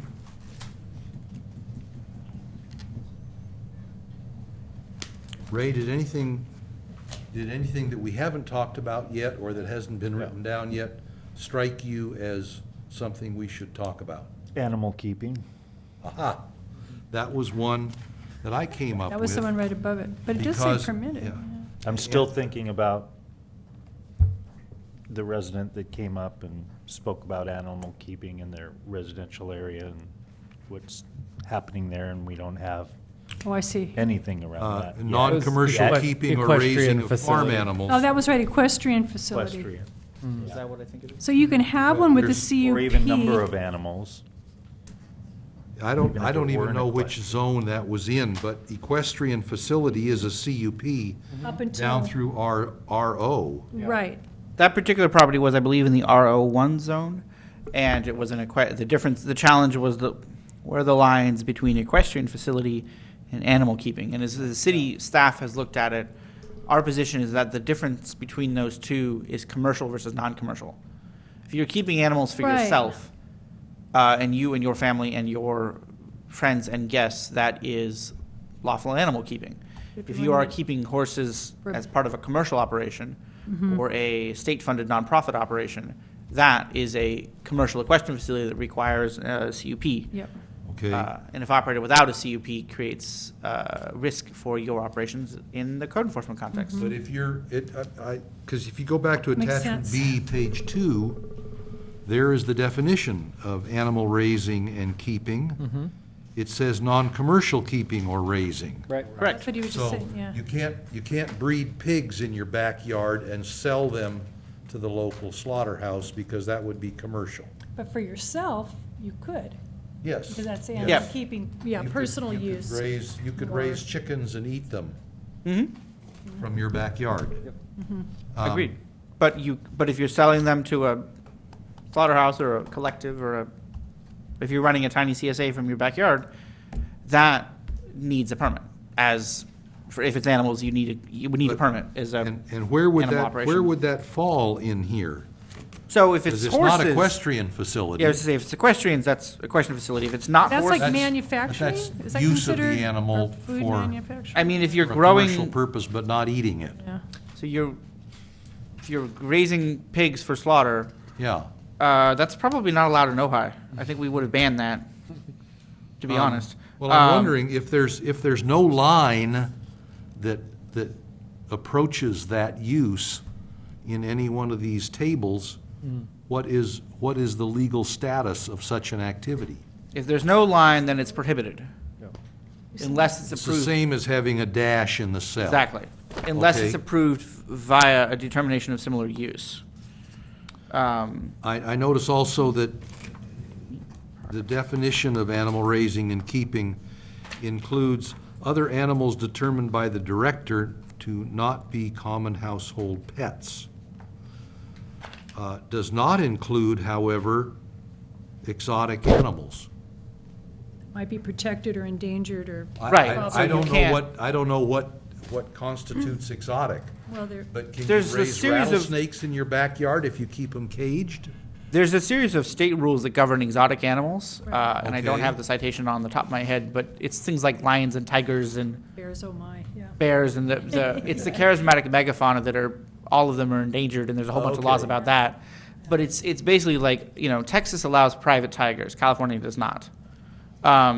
Reptiles of any sort? Reptiles are one that fall on, I don't know the rules on reptiles, to be honest. I think the director would look at that as exotic and apply, if the term isn't defined in the code, you apply a standard dictionary definition. Exotic is something above and beyond. It's something extraordinary from the usual. Most people don't keep rattlesnakes, so rattlesnakes would qualify as exotic. I Or think, iguanas, or who knows? yeah, and where the line is a bit fuzzy because there are people who keep iguanas, or there are people who that keep do. garden snakes, or what's the But if you have, ball like, pythons, the 50 standard home crocodiles or snakes. something, Yeah. That would be not acceptable. Okay, But rattlesnakes, I think, would be out, or a tiger farm is out. Crocodile farm out. Right. So here's a little bit of my confusion. So in the R01, which you're saying that particular case of that residence lived in, and it's not equestrian, let's say it's not equestrian, there's nothing that says how many animals that person is permitted. And Not in our code. There are county provisions that apply to some animals, which I don't know all of them off the top of my head. because there's air quality issues and bacteria issues and all of that. Right. Those are regulated by the county air quality, what is it? County Environmental Health SQAMD. Division, yeah. Yeah, the Ventura VCAPCD, Ventura County Air Pollution Control District, and the South Coast Air Quality Management District have rules to a certain extent on those. The city doesn't have its own. The city doesn't have at this time direct rules on the number of animals that can be kept in a particular area, but we do have a standard. It's not numeric; it's a standard. The rule is that you can't keep anything that constitutes a public nuisance. So, if, by example, you had somebody that had just an inordinate number of horses or dogs or iguanas or some other animal that was too many for the site, too many to be safe, too many to be reasonable, then that could be pursued as a public nuisance. But it's not a numeric standard. It's is it so injurious to the health and welfare of the neighbors that it's impossible to live? What if it's not a too many instance? What if they have 3 horses, but they never clean up and don't take care of them, but it's not a, That can also be pursued as a nuisance if the facts support it. I got it. If the situation is bad enough that they're unable to care for those animals, for example, that can be pursued. So Or in the- that the limited care that they do provide is so impactful upon the neighbors, that can be pursued. The challenge is you got to convince a judge who's going to test it on a cold record, not the experience, not the lived experience of those neighbors, but a very cold photographic record. That's what the judge will test it on. We have to convince them that it's a public nuisance. So this conversation doesn't really have to do with these tables, whether there's permit or not. Not in that context, unless the city wished to ban animal keeping in those larger RO zones, which I'm not sure would be desired. I wish we'd had this 10-2-3602 in front of us when that lady came to talk about the riding school. I think that's what she called it. But I noticed equestrian facilities, the first word in the definition is commercial.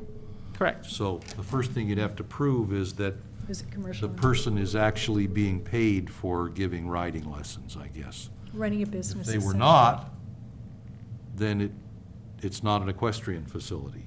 Correct. Which is one of the challenges that I'll speak a little more generally in that particular case, as that one's working its way through the system. But think about the short-term rental fights we've seen. A number of cases, the difference between a permitted use and a prohibited use is whether it's commercial or not. How do you prove from a distance something's commercial? You can't. I don't know, looking at the person Right. who is receiving a number of people day in, day out with luggage. Are they renting out their room, or do they just have a lot of friends? There's no way I can tell.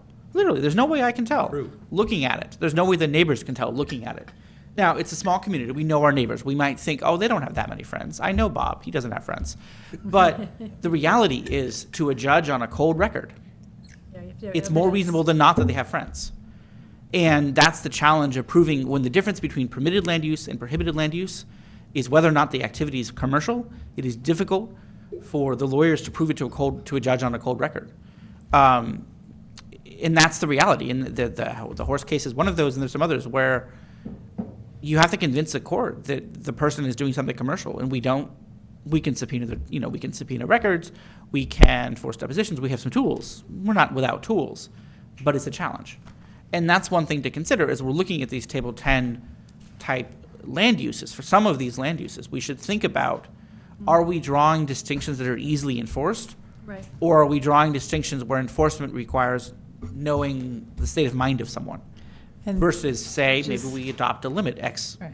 animals per Y acres or something. And then sometimes what happens is that, perhaps if it was small scale, it would be fine if it were commercial. But what you're doing is basically forcing people to lie. They won't show it on their tax records, and they're taking it underground, which goes again to the point that Yeah.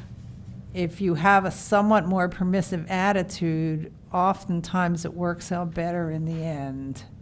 That's a reasonable point, and I think that can be baked into the commission's recommendation to the council. As is perhaps obvious, a lot of these are really fundamental policy choices for the commission to recommend to the council and the council to decide. And I think part of that is the sense of where are we setting the limits and where does the community find those lines to be? Right. And, there is an emphasis on artisan scale businesses or small businesses. It seems like everybody now is selling something that they're making at home. And, Yeah. there's reason for that because financially it's an easier way to do it. Mhm. There are good and bad things about it, but for the most part, I Okay. don't think it's harmful. Let's see if we can't plow through some more of this. I have a feeling this is a topic that we're going to be dealing with for multiple meetings here. Yeah, and I Because I think it's going to be necessary Yeah. for us to decide Bet it. item by item if we want to recommend things to the city Well, council. it's pretty interesting because I think it lens itself to discussions about Which is good. exactly Right. larger issues and Absolutely. policies. Yes. Right. General plan update. Yep.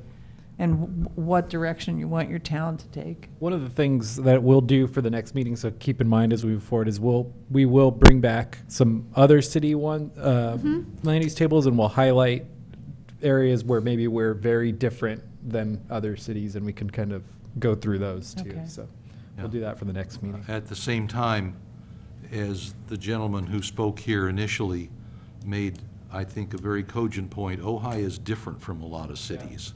And so we need to consider how logical do other cities' rules seem to us, but also keep in mind that we're kind of a little hamlet here that's separated by miles from real cities. So maybe, it's important to consider what cities we look at. Agreed. I think we'll Right. need to put our thinking caps on to find models that are good models, not.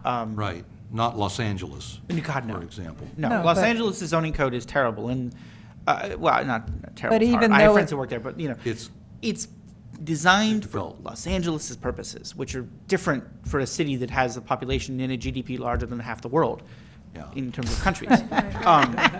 Literally, LA County is bigger than something like 100 countries, or LA City is bigger than 100 countries. LA County is bigger than 120. It's a different animal. We would, I think, look to samples something like maybe a Santa Barbara, maybe a Goleta, maybe Carpinteria San- even. Carpinteria, Maybe San Santa Luis Paula, Obispo. San Luis Obispo, Um, exactly. Yeah. Yeah, because it's not just size, it's also sort of the approach and mentality of the Yeah, it's town. Yeah. very regional. I mean, Right. going to those two counties, you know. Santa with Paula's 3 tri-counties. times the size of Ojai, or maybe Right, it's- larger, but it may not be a good example for us. Exactly. Right, exactly. But It- further north there are, like Mountain View, and, further north. Right, yeah, we'll take a look at Mountain View, which has had tremendous growth lately with the whole Silicon Valley thing. There might be some good examples in LA County as well. I can think of a couple of smaller, similar cities. Well, I think we'll put some considered Yeah, thought that'd into be what those interesting. samples should be. And Okay. we invite if you guys, this should be a conversation, not just we hand you things. So if you have Right. cities you think of examples, bring them, definitely Yeah. send an Okay. email and we'll bring them forward. Yeah. Proxy. Back to Commissioner Lottis's letter for just a moment. At the end of paragraph 2, says, I would like staff to weigh in on what uses they think are appropriate to require a CUP or other discretionary use permit.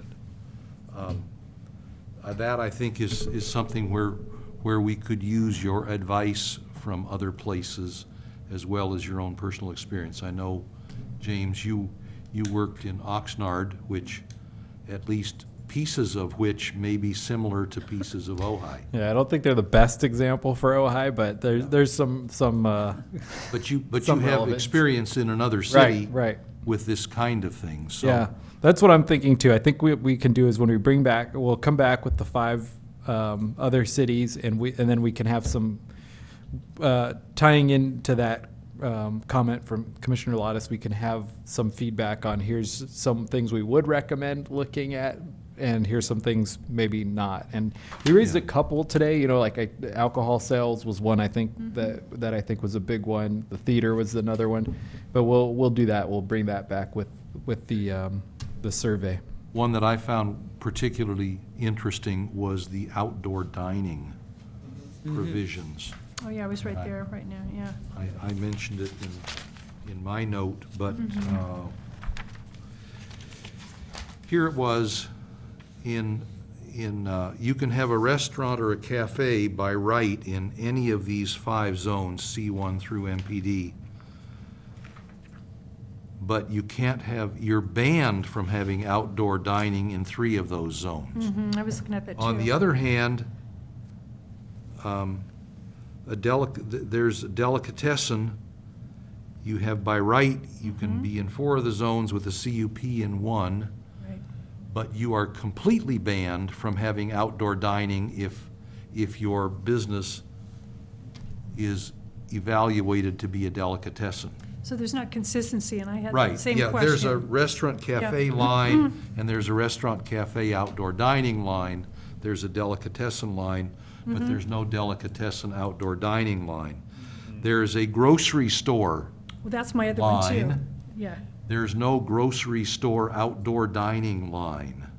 But we And I have would, one. and I would wonder if the Rainbow Bridge, for example, if they call themselves a restaurant or cafe for the purposes of, Well, Westridge of has that. outdoor dining too. Westridge has a it too. table outside and Westridge, too. okay, in both cases. It's not served have out they there, done but they a can- s- you can have bring they- it out. Have they a CUP?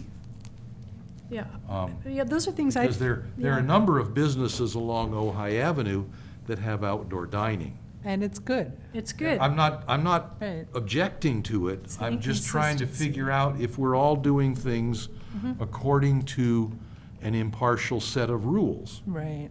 Right. So I think, I agree with you, Steve, because I had the same question. I think we need to look at that and clean it up. Yeah, And I think we want to encourage, for instance, like the restaurant, cafe, outdoor dining is not allowed in the M1.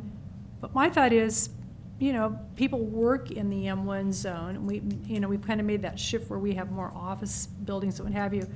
It kind of makes sense so people don't have to get in their car For them to to be able to eat do there, that. Right. At the same time, you had just mentioned the grocery store thing. So I had another question, and this is kind of the grocery store. It says convenience and liquor stores, but I was kind of thinking of like, say, a corner market not being allowed. None of those are allowed in the VMU.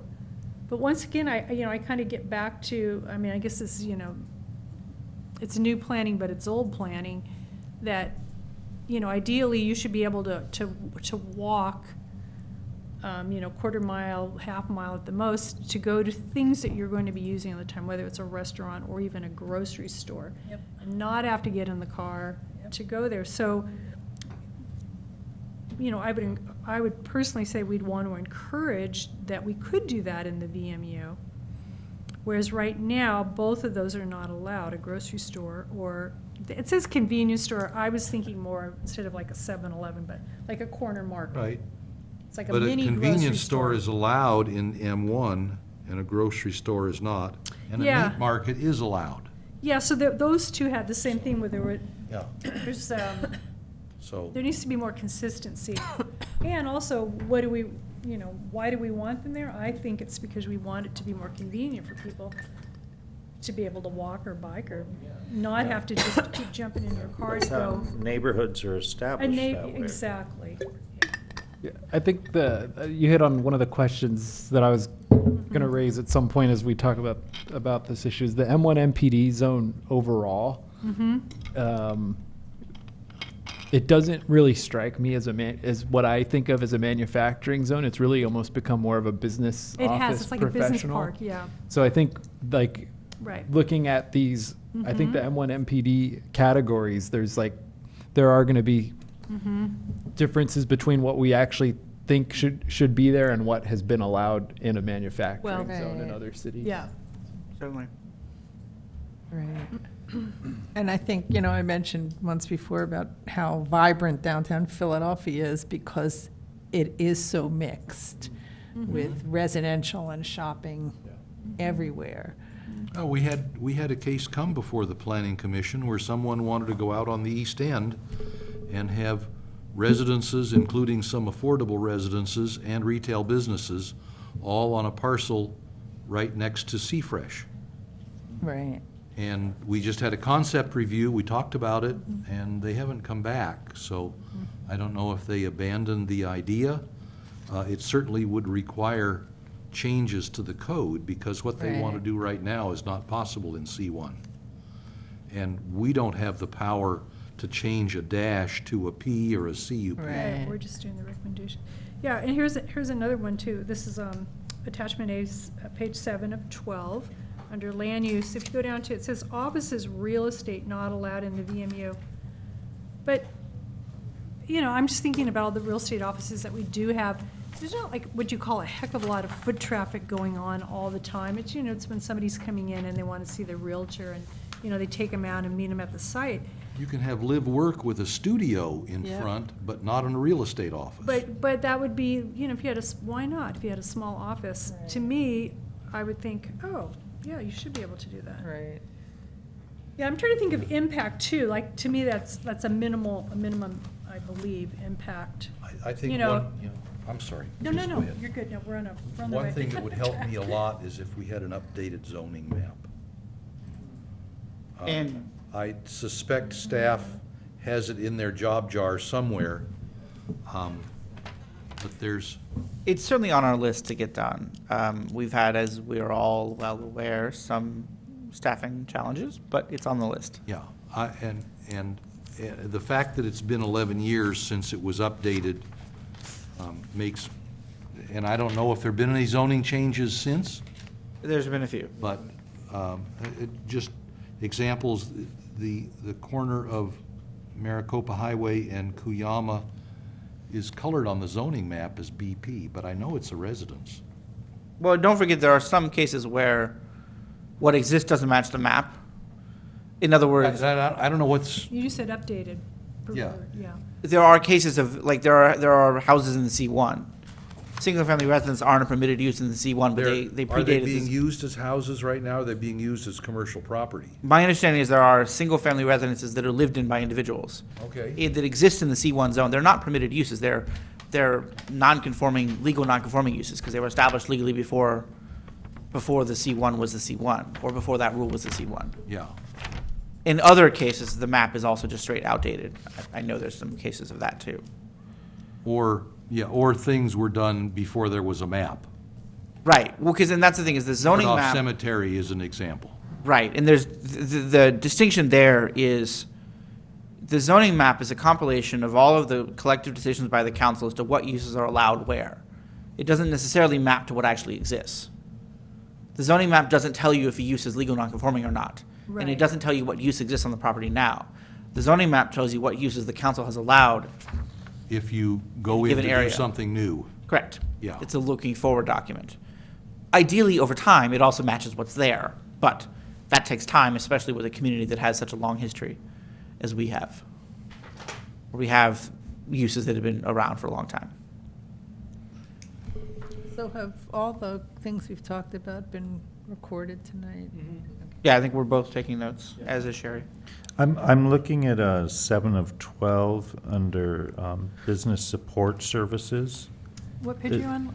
right? 7 of 12. Oh, 712, I'm sorry, you said. Yeah, and in the VMU, again, they're not allowed, but if I'm looking at the definition, which is page 4 of 30, attachment B, a few of those could be run out of a VMU without a lot of traffic, like a blueprinting service, someone might have that. That's, Or computer-related service, or commercial art and design production. That's all done on a computer these days. well, that's true. That doesn't take up a And that could be lot. done in your home. So I would look at whether those want to be broken out and put in another category, or. A couple of those, yeah. I Or had could- looked at that too It earlier. could be something where we look at possibly a CUP so that when somebody comes in, we find out exactly what they're doing and make sure that they're doing something that would fit from that category in that zone, Yeah, if that makes sense. not have too big of an impact Yeah, on the exactly. area. So that could be one we mark as a potential CUP item. Makes sense. Page 7, okay. All right, Yeah, business others that we want services to call right out? I've left you this list, we can talk about the list tonight or tomorrow, or next meeting, or whatever, it doesn't matter. There's an awful lot that, as we've noted, has been grandfathered, so. And that's not uncommon in terms of many cities. No, Yeah. the rules change, you don't make people tear down buildings because you change the rules. Right. The only time that's done is if you have something like a noxious land use, Yeah. where you define, oh, we're not allowing that anymore, which is rare. I would like to see a new line in Table 2.4 that's called delicatessen dash outdoor dining. Since it's not provided for at all, and maybe we should consider whether restaurant, cafe, outdoor dining should be banned in as many districts as it is. Or do you put restaurant, cafe, delicatessen into one and outdoor dining? I mean, it's Should two. be- That's fine with me. Or it's two Sure. uses which potentially could be at the same place, but then does that give, I'm trying to think if that would be, it's a minor CUP. What So is? maybe it should be separate, minor CUP. Well, I see MUP Mm-hmm. at the top of Table 2.4, but I didn't see any instances of MUP in the table. Yeah, MUPs are tied to certain other sections, and if I remember right, Sherry's correct, that Section 10 to 1708 requires a minor use permit for outdoor dining. And it's a situation where the text of the code and the table don't, Okay, so the restaurant up. cafe, which easily could be restaurant cafe delicatessen, we could just take out the delicatessen line and add it to the lines that have restaurant cafe in them, if we think those are similar enough uses. It seems to me they are. But then the line that says restaurant cafe outdoor dining, you're saying, Matt, it should say MUP in those two zones rather than CUP? I think, well, I'm looking at 10 to 1708, and it doesn't refer to MUP, it refers to just outdoor dining permit. It's its own permit. There it is. That is correct. So that's in section 10 to 24.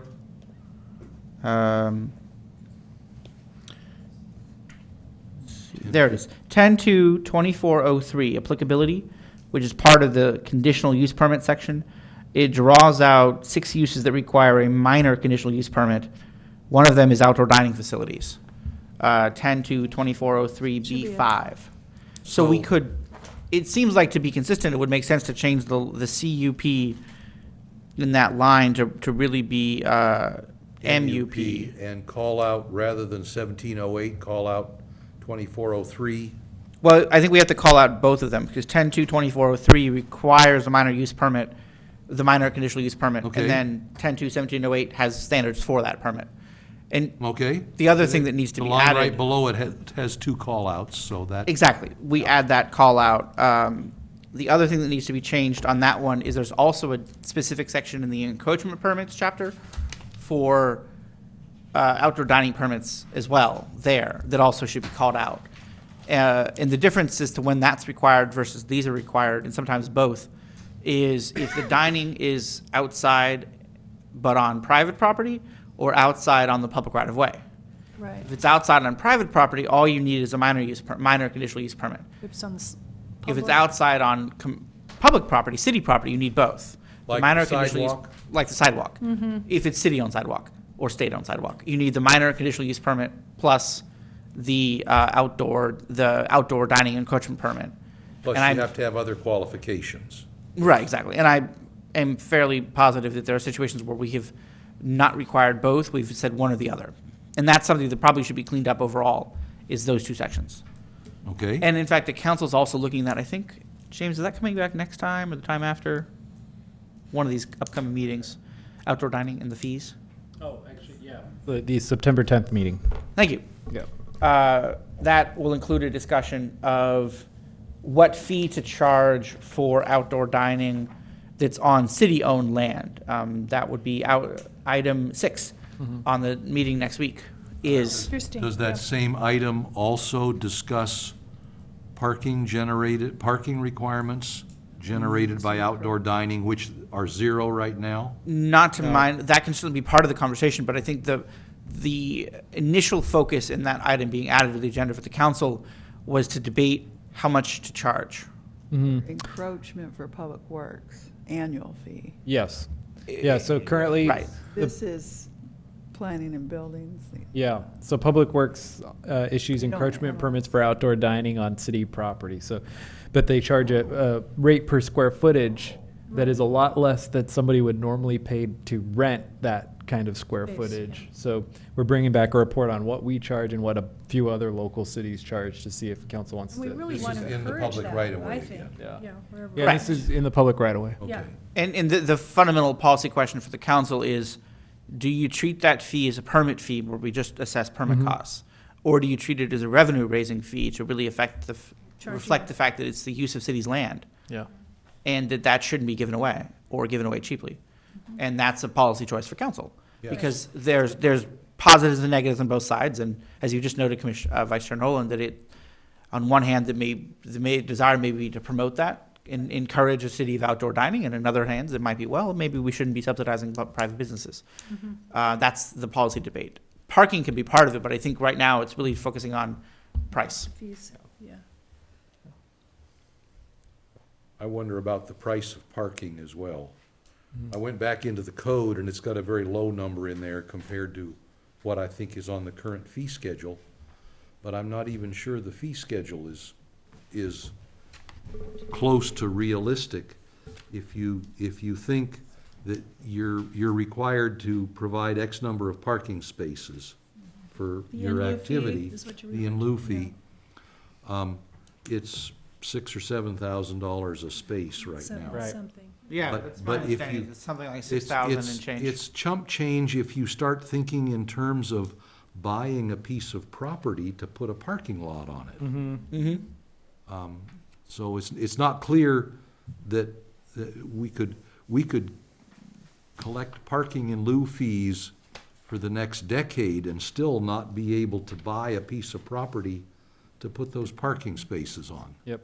And that's one of the fundamental questions, I think. Another policy choice for the council. And the parking committee is, I think, looking at that in the first instance, because there's, the point you raised is very much the valid point, is can we afford to build a parking lot based on that in lieu fee? On the other hand, if you charge the full commercial parking spaces right now are about 30,000 a space, to build it, setting aside land costs, that gets expensive.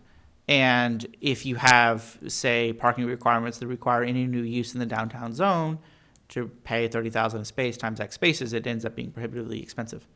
Right. And so those are, They stifle new business. correct. That's the policy choice that's up for the council. So my question is, and I think I mentioned this when we talked about Topa Topa, is that especially because, now people say, well, nobody else is paying it, so it's unfair for you to make me pay it, that perhaps we need to look at a reasonable parking in lieu fee that's assessed yearly to a business,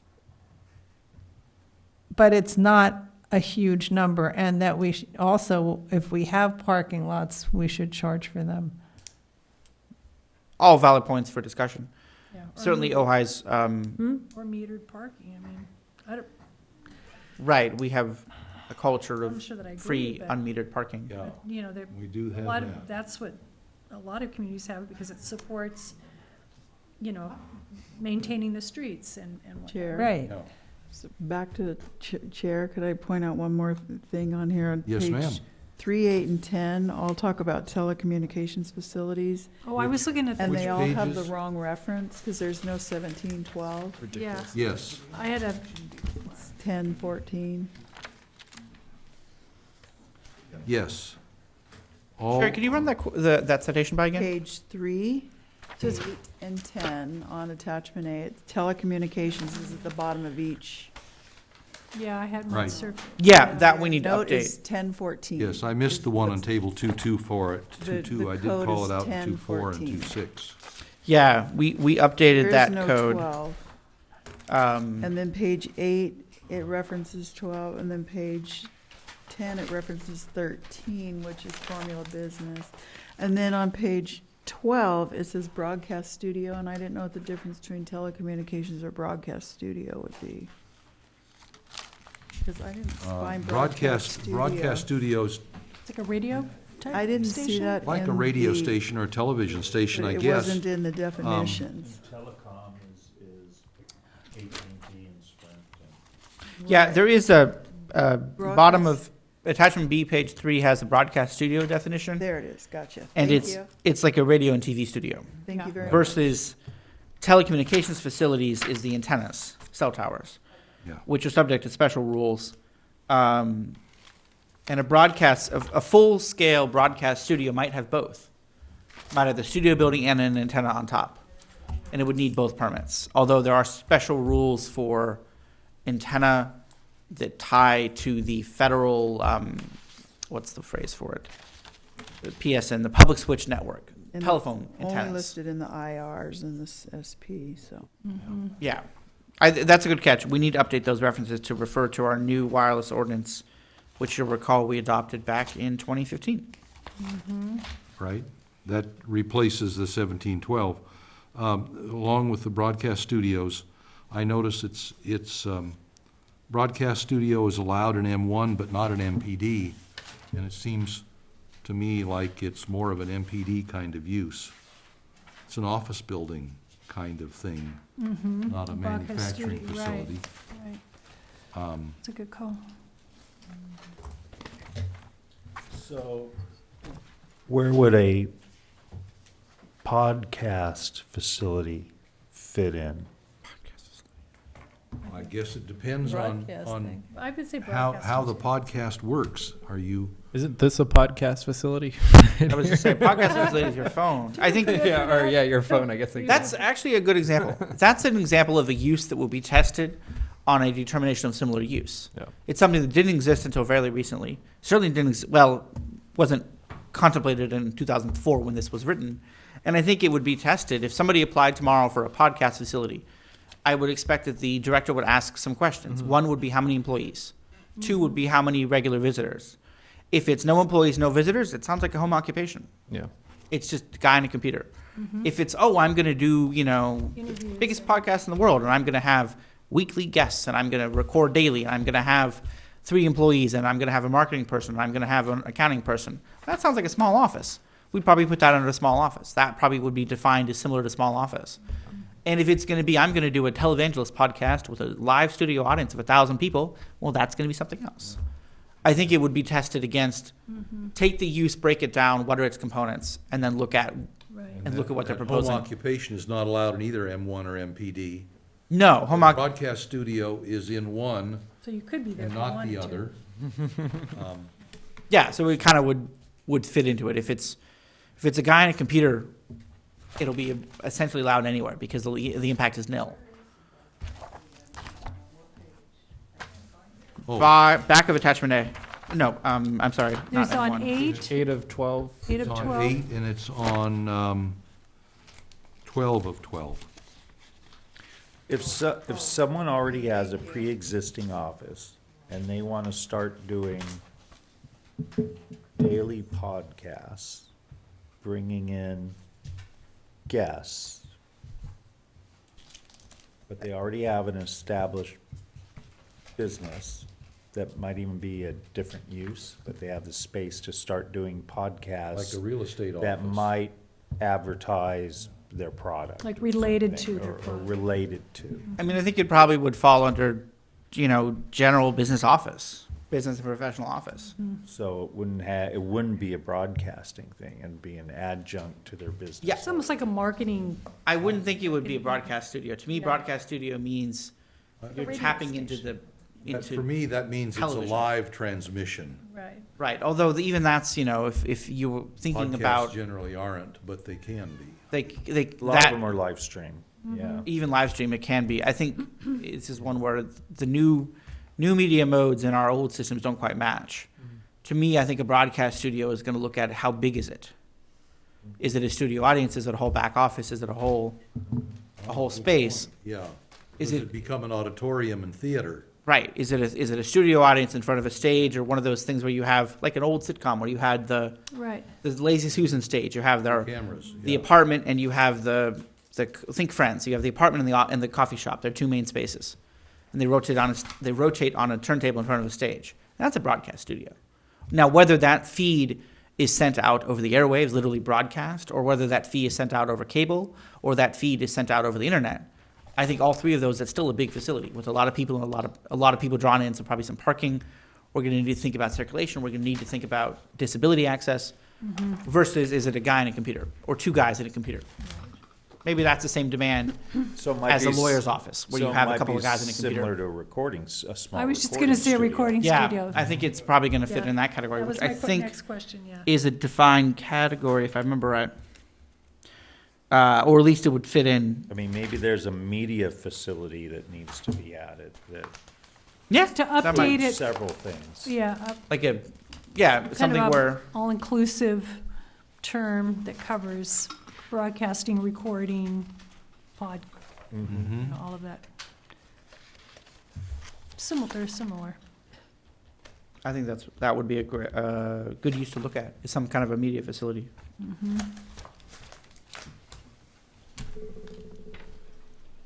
How's your gut for continuing? I think we've done enough for one night. I think probably what we should consider here is, as you can see, I've written down a few things. Commissioner Lottis has written down a few things to be considered. If we could each write down a few things, whatever has struck you that we haven't already talked about here, that Mr. Vega and Mr. Summers have not taken notes on, then let's come back with those lists next week and maybe try to work, next meeting, and try to work through the lists item by item, because we will burn out. Yep. And we've looking at actually these things. kind of randomly jumped around, but we have Right. hit, and it's interesting, several of us had questions about the same Right, ones. right. Not all of them, but many of them. And some of my takeaway from tonight's discussion is the distinction between UCP, SUP, CUP, and how we apply those, how do we apply a site use permit, Yep. and that distinction. If we decide to call it. And maybe have, Right, however we call it. and maybe have an HFP, a hassle-free permit. I like that's good. That would be great. That's one of those unobtainium kind of things. That's good. All right, well, let's take these two things and items that we individually write down as homework to come back next meeting, and maybe try to get down to individual things that we haven't already talked about tonight. Let's kind of scan through it I'm again. gonna keep this piece of my Taking all binder. mine, too. I'm just gonna take And the I binders. do thank, I want to thank the staff, I want to thank Sherry, first of all, for the minutes being perfect. And I want to thank the staff for putting this in such a readable format for us. Right. Because you had to clip things, and I tried clipping things myself out of the code that's on the website, and it doesn't come out this pretty. Yeah. You've done a good job with that, The thank you. credit goes to And having Sherry. the glossary too. Yeah, thank you. Yes, yeah, the Very help- definition section Definition is very helpful. is a big help. And Jim's. So let's continue this discussion item to the next meeting and talk about item 3, the discussion of the CDD work program. Or is that now the CDM work program? Or is it the, CDAM, A- system. Yeah. or is it the ACM program? Oh, yeah, no, Yeah. you're on top As of I it. understand it, Yeah. the consent item that was passed Yeah. by the council Yeah. reorganized this. Yeah, no, that's a good point. And so we are, I'll start with that. This is really intended as just kind of a receive and file, because we've talked a few times about the work program and timelines for things. So I won't, go item by item, but it's a receive and file and a report on where we're at with some of these projects. I think you just pointed out what I put towards the end of the report, which to me is the key item moving forward, which is getting the right people in the right positions to move these forward. So, as you mentioned, we converted, I'm trying to provide some more support for the community development department and a little more depth than we've had in the past. So we have the community development director position has become the community development manager position, and then we have the assistant city manager who's going to be working directly with community development. And That will have the prerogatives of what used to be the CDD? Right. And the idea is, it's something that I noticed in my old position of assistant, although it was called the assistant 2 at the time, so it was a little different, but was that I would notice that the department worked best when there was a big project coming up, and I would then go work with building, planning, and code to coordinate. And then that would go smoothly, but just day-to-day things were not going smoothly because there wasn't that coordination. It's building waiting for planning to do something, and planning waiting for building to do something. So this assistant city manager position, that's going to be a big part of their job, is coordinating those 3 kind of divisions and getting them all on the same page. And then a big part of it with Ojai is being aware of council's goals and priorities, and knowing what, when an item comes in. We get items sometimes that seem to be very simple, straightforward items. And if you don't know the history and the background, you don't know that they, have the potential to be very controversial. So part of the goal is to have another layer of a person who's tuned in with council and myself and can kind of troubleshoot and look for those things. Can I ask a question about that Mhm. approach? Sure. A community development director Mm-hmm. is schooled Mm-hmm. in planning and appropriate Yep. procedures. City council's not. Right. And I feel that perhaps we need to give a little more respect to the opinion of the community development director. And sometimes when somebody comes in with a fresh approach, that's really valid to look at that. Mhm. And I feel like there hasn't been enough respect between the community development director on the part of the city council. And we've been through several. And I think that's part of the problem. I think one of the challenges I got from talking to the last couple community development directors is that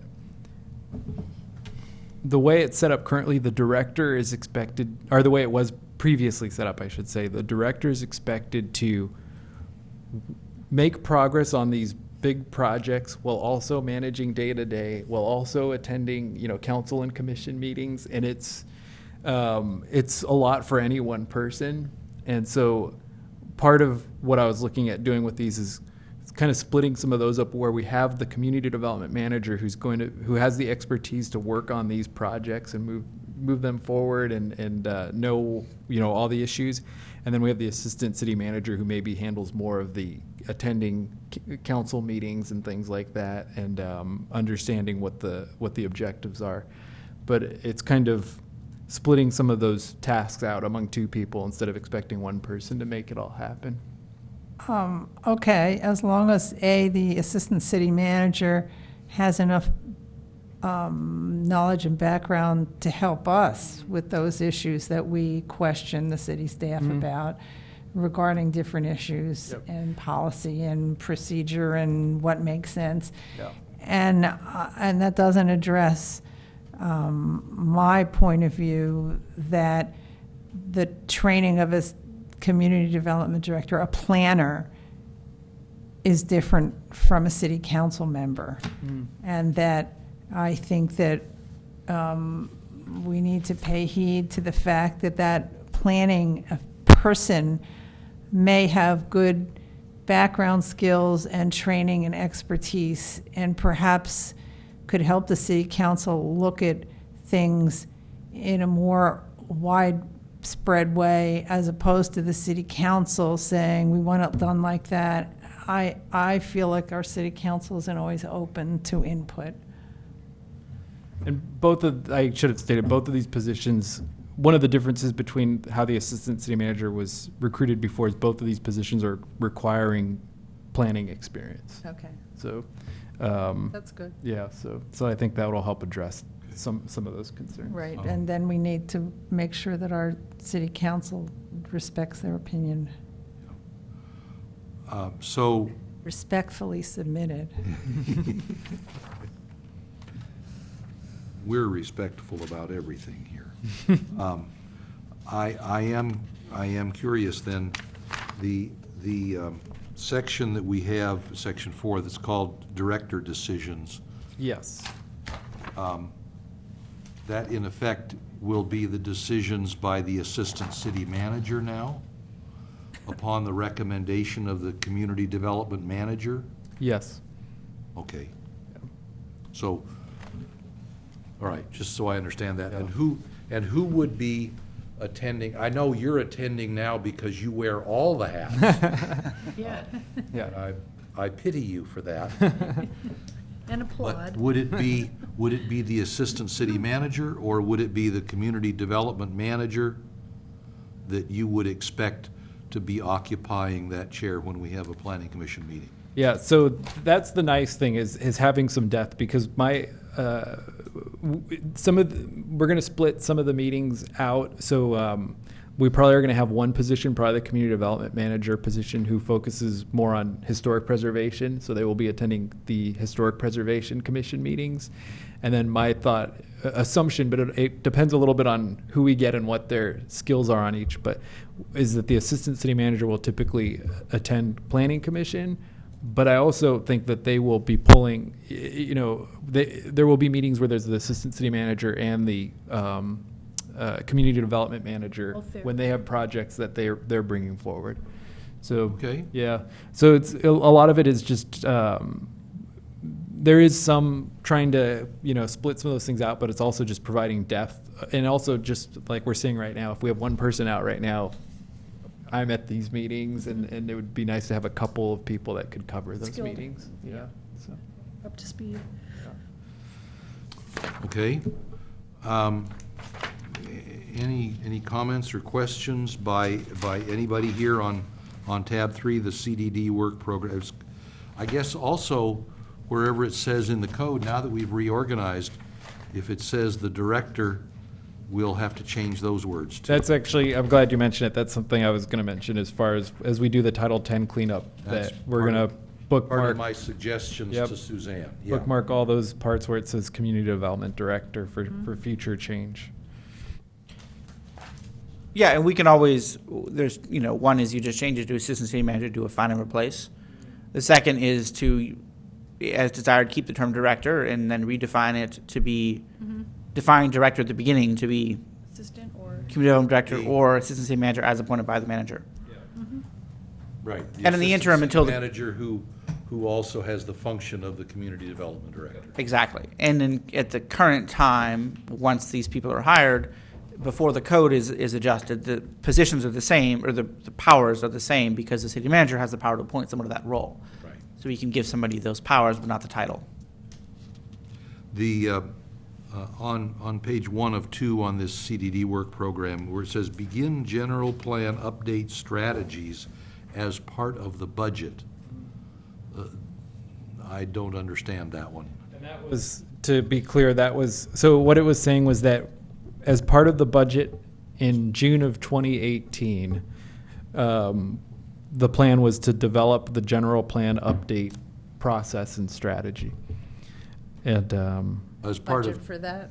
as part of the one of the tasks to be considered in putting Right. together the budget. Right. So in the 2018 budget, the idea, and I think, to be fair, I think that actually was accomplished in a way, was in 2018, as part of the budget, they set a certain amount of funding aside with a couple specific tasks.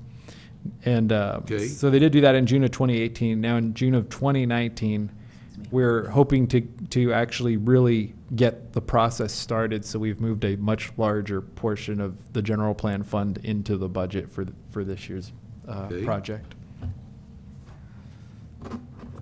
And what is geographic gap design guidelines? So that was the, this actually has moved forward. The arcade design guidelines, it was, if you recall, the original request from council was to look at the arcade design guidelines, and then there was a space that a couple of council members felt like it should be extended, and they called that the gap, the current gap. Okay, And so- and we dealt with that. And so the planning commission's dealt with it, so that's noted. So what I did was, this list here is the last list that went to council of a community development work plan. It's not the greatest work plan, but it was the last list that went to council. And then towards the end, I updated on some of these projects that have moved forward. So I think I put, maybe I missed that one. Design guidelines, I guess I missed it. That is one that is done as far as the planning commission has already reviewed it. Oh, it is there. Staff has prepared and is scheduled for future council meeting, which is exactly what is the case. Is planning commission's reviewed it, and it's being scheduled right now. It's tentatively at the second meeting in October. But it just depends, because we're bringing fences, hedges, walls at the 24th, and that might end up, if that, gets pushed, or continues, it could push some of these other things further back too. Okay. When is fences, hedges, and walls? September 24th. It's the 24th. And what we're doing is we're bringing back the 3 recommendations. Planning Commission made 7 recommendations. Council accepted 3 and asked staff to bring back a plan to implement those 3. And so we're bringing back the plan to implement those 3.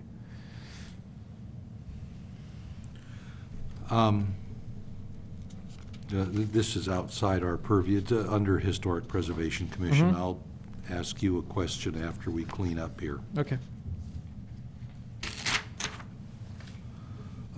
Any other questions on item 3?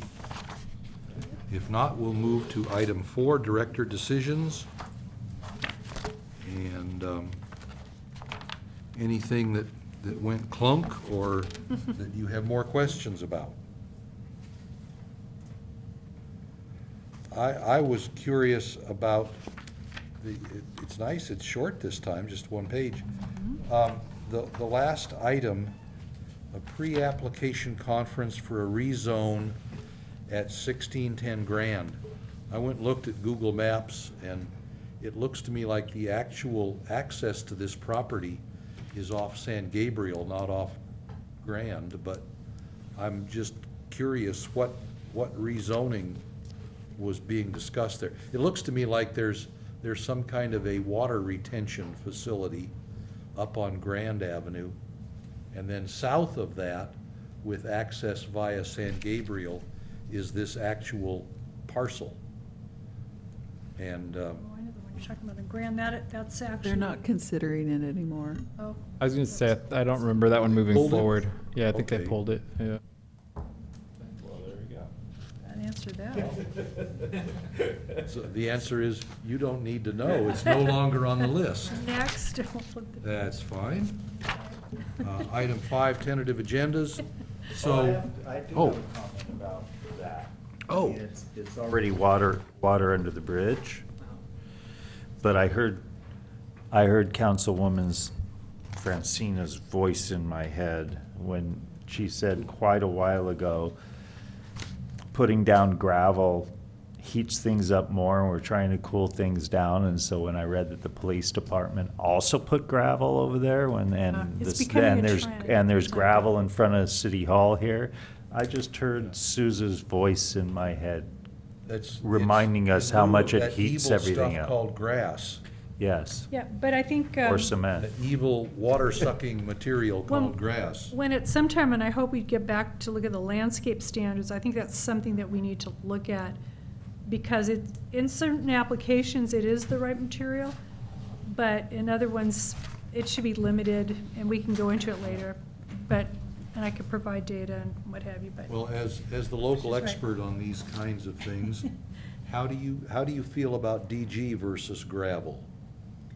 Well, either one. They're both permeable. They're at both least. permeable, but I think the point, that what we're seeing, a kind of a trend right now is where people are, they're taking out their entire landscape, and they're going in with a, really more like a desert themed landscape, and they're putting rock and gravel and The plant occasional material cactus, that's, yeah.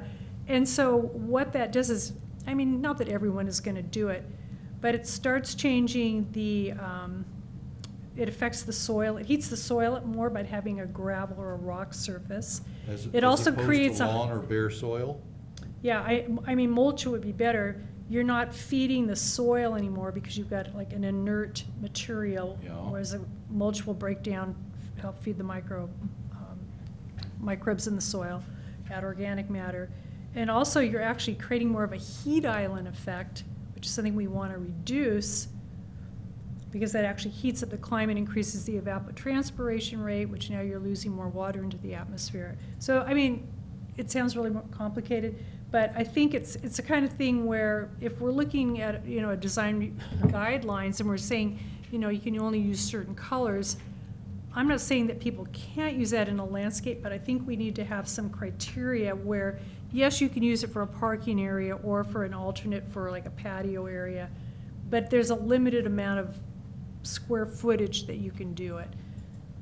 And a lot of that ultimately has to do with climate change and. So maybe it's a Yeah. path and not an entire. Yeah, and I think, there could be an easy formula that could be plugged in, like we do for a lot of other things. But there's a reason behind not wanting to go desertscape, because now you're actually adding to the desert effect, which we don't want. Yeah. So, What she said. yeah. Okay. Anyway, I hope I didn't make that sound too complicated. No, every plant needs, even a cactus does eventually. But there are low water use grasses and grass-like plant material that you can use for lawn that it's actually low water use. You have to water it a little more to get it started. If you But- put the irrigation underground, you're using a Yeah, you can do lot less water. subsurface irrigation too. So there are things you can do to make it We're work. irrigating flower beds now with hose and drippers and then mulch on top of it. See, there you go. That's a good thing. And after you water everything, you can't tell that it's been watered because there's no water on the surface. Right.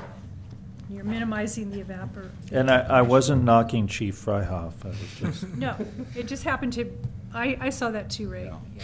Well, one thing I will say, he's not here to defend himself, but he actually had a landscaper that was willing to donate all the labor and materials, so he Yeah, took so advantage we're of not- whatever he could get on that. We're not picking on it. I think it's just something that in our landscape standards and in our design guidelines, all of a sudden, we talk about the character of Ojai and, what the buildings are gonna look like. Well, all of a sudden, the landscaping, I've noticed, is like changing, and a lot of times, they're not looking in our community forest management plan for guidelines, they're using other things. I'm not saying that it's bad, it's just something we need to look at and possibly And there are a lot of tighten attractive. up for good yeah, reason. Right. There are a lot of attractive neighborhoods to walk around in this Yeah. town. My wife and Yeah, I'm I not- walk about 3 miles a day. And when we come across a yard that's all gravel and cactus, it kind of goes clunk. Yeah, it hits you. It- You could it- feel it. It feels different. And I'm not against cactus at all. I No, think it's- it's more saying that maybe you can have a certain percent, but you also have to have a certain percent of canopy for good reason. And we can spell that out. Yeah. Time comes. Which All right. leads right into the tree ordinance. Right, which we have on our list that we wanted to do. But we have to wait for council to say that we can do that. All right, so on September 18th, continued items, we're going to have the land use tables, et cetera, the things we've talked about tonight. Is it continued, or is it just another discussion item? It's a further discussion item. There's no hearing at this point. It's no reason, it's not well, it'll be noticed because it's on the agenda, but, Correct. It won't have a separate public hearing notice. right.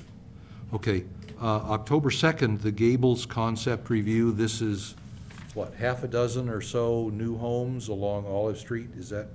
The one we looked at. Yeah, and it was scheduled previously and then got pulled Yeah. for more information, so It's we, more for a lot line adjustment. yeah. Okay. But so that should be done. I just spoke with the applicant this morning, and we're all trying to get it done for October 2nd. Yeah, okay. I will be absent October 2nd. I'll be out of town, Okay. traveling. I guess I'll I'm- cover for you. Yes, and you'll do a wonderful job, as you did before. Very careful. The- Is this the kind of project that is subject to the Subdivision Map Act at the state level and whatever corresponds to it in the city code? It depends on how many units are involved, how many parcels are involved. As I recall, I it's think the currently SMA one is parcel in- five parcels or more, then it's part of the Subdivision Map Act. which has state and local components. As I recall, the goal is to end up with something like 7 or 9 units in individual parcels. That's enough that you need a tentative and either a tentative and final tract map or a vested tentative tract map. You need a tract map. It's above a lot line adjustment. This is a concept review. This is the concept review. Right. So we'll Yeah. see. I think that'll be one of the issues discussed is what level of Something what they level should of be map warned act about compliance is are they going what to need other to be doing. hurdles they face, yeah. But it's certainly it's a subdivision project in addition to a residential project. Okay, and the future items, yes, the 107 North Ventura, that's the address of the Old World University? Yeah. Yep. Okay. Always had the idea that the address was on Matilaha. Boku Phase 2, outdoor dining, Nevada dining, yeah. 318 Bryant. Oh, this is Self-storage. the unused 2 acres or so behind the Condor self-storage? Yep. I believe that's correct. Yep. Yeah, it says It is. self-storage on there, yeah. Yeah. Yeah, that was one of those that had always been identified in the RENA report as being a place Housing. for affordable housing because you could just cut through the fence and attach it to Whispering Oaks. Right, you had the bike trail close by, and we Well, did. It's a pretty raggedy part of the bike trail there, but, Well, that could get cleaned up. But we did have a project years ago. I remember a developer did come, well, I should say since I've been on the commission, and present it was, I think it was like a 50-unit senior housing. I remember then we never came back. Oh, he owns that lot? Oh, I didn't know that. Yeah, okay. But anyway, maybe decided he couldn't close the business case on it. I don't know. well, meaning the housing, yeah. And SLRI, I see, I'm not sure what there is for us to do with that at this point. Well, I will say, Ray and myself, we've been meeting with Councilmember Wyrick and further exploring that. So I guess, it's in process, but not ready to come back to Planning Commission yet. Okay? And it might have a different name, but we'll announce it when we're ready and get on the agenda to bring it back. We've dissected it. Yeah. Okay. We'll look Yeah. forward to hearing from you on that. Okay. Do we, Say much. is there a joint meeting with the city council in our future? I'm glad you actually mentioned that. So we had an issue arise that is requiring a closed session on September 10th, a full 1 hour closed session. Okay. A fairly important issue. So don't feel slighted. I hope that's. No, this has happened before. And the- This the year it's council- happened, Yeah. yeah. Yes, the council Yeah. has to Yeah. observe its own priorities first. Yeah, of course. so we're gonna find another date, but I am glad you mentioned it because on the September 10th meeting, we will not have the joint meeting So we'll yet. go to Okay. January of 2020. I think we're gonna find one between now and In then. between? Because Okay. it kind of works out because we are expecting to move forward with a general plan update proposal in Yeah, the that's what next we had- month or two. So I'm thinking we'll time it where it's with with that project coming Okay, back. yeah, that'd be good. Great, Yeah. great. Okay, I had one other, and I probably have asked this before because I just don't understand it. On the second page, under tab 5, the last item says adaptive reuse. I can't find the term anywhere in the code. Oh, it And doesn't I'm not exist in the sure- code. The question is whether we want to add it to the code. Adaptive reuse is here it's a call out to a concept. The concept is facilitating easier reuse of historic buildings. Oh, of historic buildings. Correct. Yeah. Ah. Several ordinance models around. Los Angeles has a good one. I know we don't use them for other examples, but that one, they have a good one, where you allow significant flexibility in reuse of existing historic buildings if they're preserved and improved. Now, does The this- classic story is you take an old manufacturing building and you divide it up into lofts. You preserve the exterior, you restore the structure so it stands, and you turn it into residential. And in the course of that, you might forgive parking, or you might forgive setbacks. You basically let the building stand. And the intention is to ensure that the historic buildings that exist are preserved and revitalized rather than demolished, because they probably can't meet modern parking standards or some other modern standards. You couldn't find it in the code because it's not in our code at all. The question is, do we want to add it to the code? Okay, okay. I think it's interesting. Do we, or does the city in general have the authority to waive earthquake standards? I didn't say earthquake standards. We don't have the power to waive building code standards. Okay. It would be all of our standards, setbacks, for example. Oh, I see, okay. And that's a great example because many historic buildings were built with zero setbacks. A new use wouldn't allow zero setbacks. Now, generally, you can keep a building, but if you modify the back of the building, Restoration of the building could right, allow it, yeah. if you have to restore enough of the building, you trigger new setbacks, which means demolishing the front, which defeats the point. So. Kind of like legal non-conforming, or no? Yeah, but you're only allowed to modify less than half of a legal non-conforming building to keep the current setbacks. Right, okay. And if you had a building that was, say, the exterior was fine, but the interior was fully gutted, you might end up having to do more than could keep the setbacks. The idea of adaptive reuse is you allow a side path. You don't go through the normal thicket. Right. You go to the side of the thicket and you say, okay, let's look at this historic building. What's important here that needs to be preserved? And then what do we need to Which is generally the exterior usually appearance. but not even the full exterior. Often it's the facade that we care about. Maybe we don't care about the Street, back. Yeah. Or some properties, it's the left and the right, but not the front, not the back, whatever that factor is. Preserve what's historic, and then allow adaptive reuse of the rest. And that's kind of the goal, to have that conversation. But no, we can't waive earthquake standards. We can't waive building standards. Yeah. The But the you can earthquake waive- standards is typically the killer for really old buildings. Right. But even then, there's often, with enough money, there's ways to fix it. It depends in part on the price point. And one thing that's not uncommon is you allow additional density, which generates additional density, meaning additional residential units. Oh, okay, So like for a a residential- density bonus, yeah. Exactly. You do a version of a density bonus, which creates the revenue to pay for the extra masonry work or adding steel girders inside the brick or something. Yeah. That can be an approach. Whether to add additional density is, of course, a policy question that needs more analysis in this moment, but that's what that means. Do we have a list of potential sites within the city that could fall under this? We haven't written one, no. We haven't written this yet. Right, I just didn't know if, like, say, historic preservation, came to city council and said, hey, we have, you know, these historic buildings are potential historic buildings in town. I think there's You not know. a city-created list. There's not a city-blessed list. Okay, There are a couple of lists that reference properties that are of some historic merit okay. that are worth evaluating for that, but then none of them have ever been formally adopted. Yeah, that's what Okay. I was gonna say. Yeah. The phrase that's been reused that's been used in this discussion is historic buildings. Right.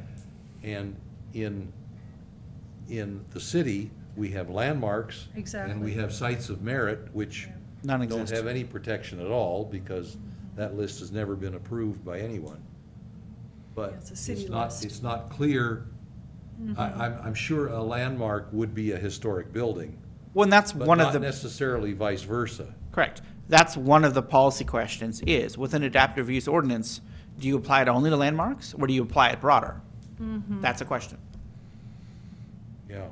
And there's no, That and might you be can't a answer way to tonight, but that's the bring some question. protection to sites of merit, for Well, and example. that would be the other question is, do you want to give them protection to that list or another list? Yeah. That list has significant problems with that and probably shouldn't be adopted. It doesn't have any legal meaning. But the question is, are there other lists that we want to use? And maybe it's not even a list. Maybe it's just an age. These are all the questions that we sort of through. Right. Right. Okay, and on the last page under tab 5, item 4, I think we have covered that now. We could probably take that off the list. Yeah, I think you was- mentioned that last It time, was, so we'll yeah, we'll it do was that. explained by staff in consultation with the Fire Protection District and in discussion of the procedures for the water for fire suppression. Wasn't number 3 completed as well? I believe that is. I don't know. I don't know of any joint effort that we've had with the BAB. No, that doesn't, I was gonna say, that doesn't sound familiar We at had all to talked me. about it at one time. We that- didn't. About, The whole entire community is high fire, designated high fire, so No, that's never been adopted. No. The BAB made that recommendation. The council has not made that adoption. What Oh, they is haven't? in ordinance The high fire 891 then? I believe I don't- ordinance 891 is the county's, or is that our ordinance? Doesn't sound familiar at Was that- all to me. Was that grabbing part of this says it, but whatever. I'll Appendix talk later. G or something instead? so they didn't. The council has not decided what level of fire hazard zone Well, they haven't. the city will be. Portions of the city are controlled, well, none of the city is controlled by the feds. The county has made a recommendation, the BAB has made a recommendation, they don't match. The council has yet to make the decision. Oh, well, that's good. to Yes. know. And So- there's, And Ordinance 891 referenced is actually the ordinance adopting the building code amendments, okay. thank you. But that's Which- what they did, which correct? did That have, has They been did done. that. it did have fire-focused amendments. Right. So, To the building code? yeah, so. They didn't do anything with defensible space or anything. I think it's just the building code from what No, I it's could just the building gather. code. Okay, And- I was trying to All sort windows have that to be out. tempered now. Okay. Do all windows have to be tempered? I think that is the case. I don't remember. It's, Oh, it there's, was lengthy. It's the state building code. Yeah, it's- it's adopting With the state fire. building code with some specific There were fire some- safety amendments. specific further strengthening for fire safety purposes. I honestly don't recall the rules for tempered windows. I think most windows have to be tempered. I don't know if it's all of them or not off the top of my head. Yeah. We can get that answer for you, but I don't know that one off the top of my head. Some of the amendments they did adopt was the smoke detector smoke and heat detector in the garage. Yes. Oh boy, I'm blanking on the rest. There were several that that are was- specific to Ojai, in addition to the standard state building codes. Yeah, there were a number of rules that were adopted that were particular above the state code. And that was a couple months ago. And that's going to come Yeah. up again because the state is released a new building code that takes effect next year. And the BAB is, I don't know when they're doing that meeting, but they're looking at that We're actually- new code. We're meeting They're 1 gonna week look from at that today. soon, yeah. Yeah, 1 week from today, we're going to meet to do an update on it. So it's the 2020 code? Yeah, this is the one that was just adopted was the 2016 code. Right. Now we're looking at the But 2020 code. Yeah. Okay, Okay. shall we move on? We have the liaison schedule, and I'm in the box. Your This is- name's on there. To report on last week's city council meeting.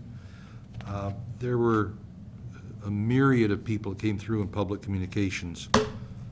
One I didn't understand, the guy was talking about reducing building carbon emissions.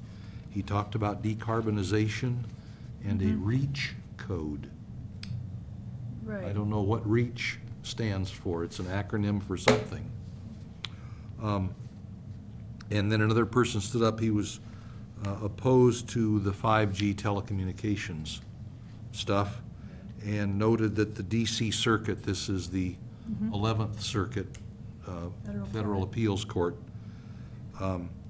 decided against the FCC accelerated rollout of 5G and remanded it for additional consideration. So they have not said no, they just remanded it. Well, that's good, because it hasn't been tested. Yeah. Personally. Flip Labs has replaced Carnegie Mellon for the purpose of teaming a memorandum of understanding with the city for the purpose of exploring shared objectives in assisting the community of Ojai in successfully meeting the myriad challenges of climate change and long-term climate cycles, under which you could do just about anything you want, I think. But it's the Carnegie Mellon MOU ran out after a year or two, something like that, and this organization called Flip Labs has taken their place. One thing, there was the reorganization to the city staff that we've touched on here. Modifications to the positions of assistant to the city manager will now be assistant city manager, and community development director will be community development manager. There was a public hearing on work standards, major and minor work permits, I guess, in historic, or landmarks and historic, what do we call it? Historic district. We have one historic district in town. Taormina. And the recommendation was passed 5-0, amending section 4-8.15, historic preservation law, for standards to exempt and review minor work proposed, and to reduce the fees. I don't know if that was passed or not. One clarification, our records Yes. are that the fee reduction was passed to drop the fee for minor work permits down to $160, flat fee, not Not not 225? variable. Yeah, not $160 flat fee, not a base plus hour.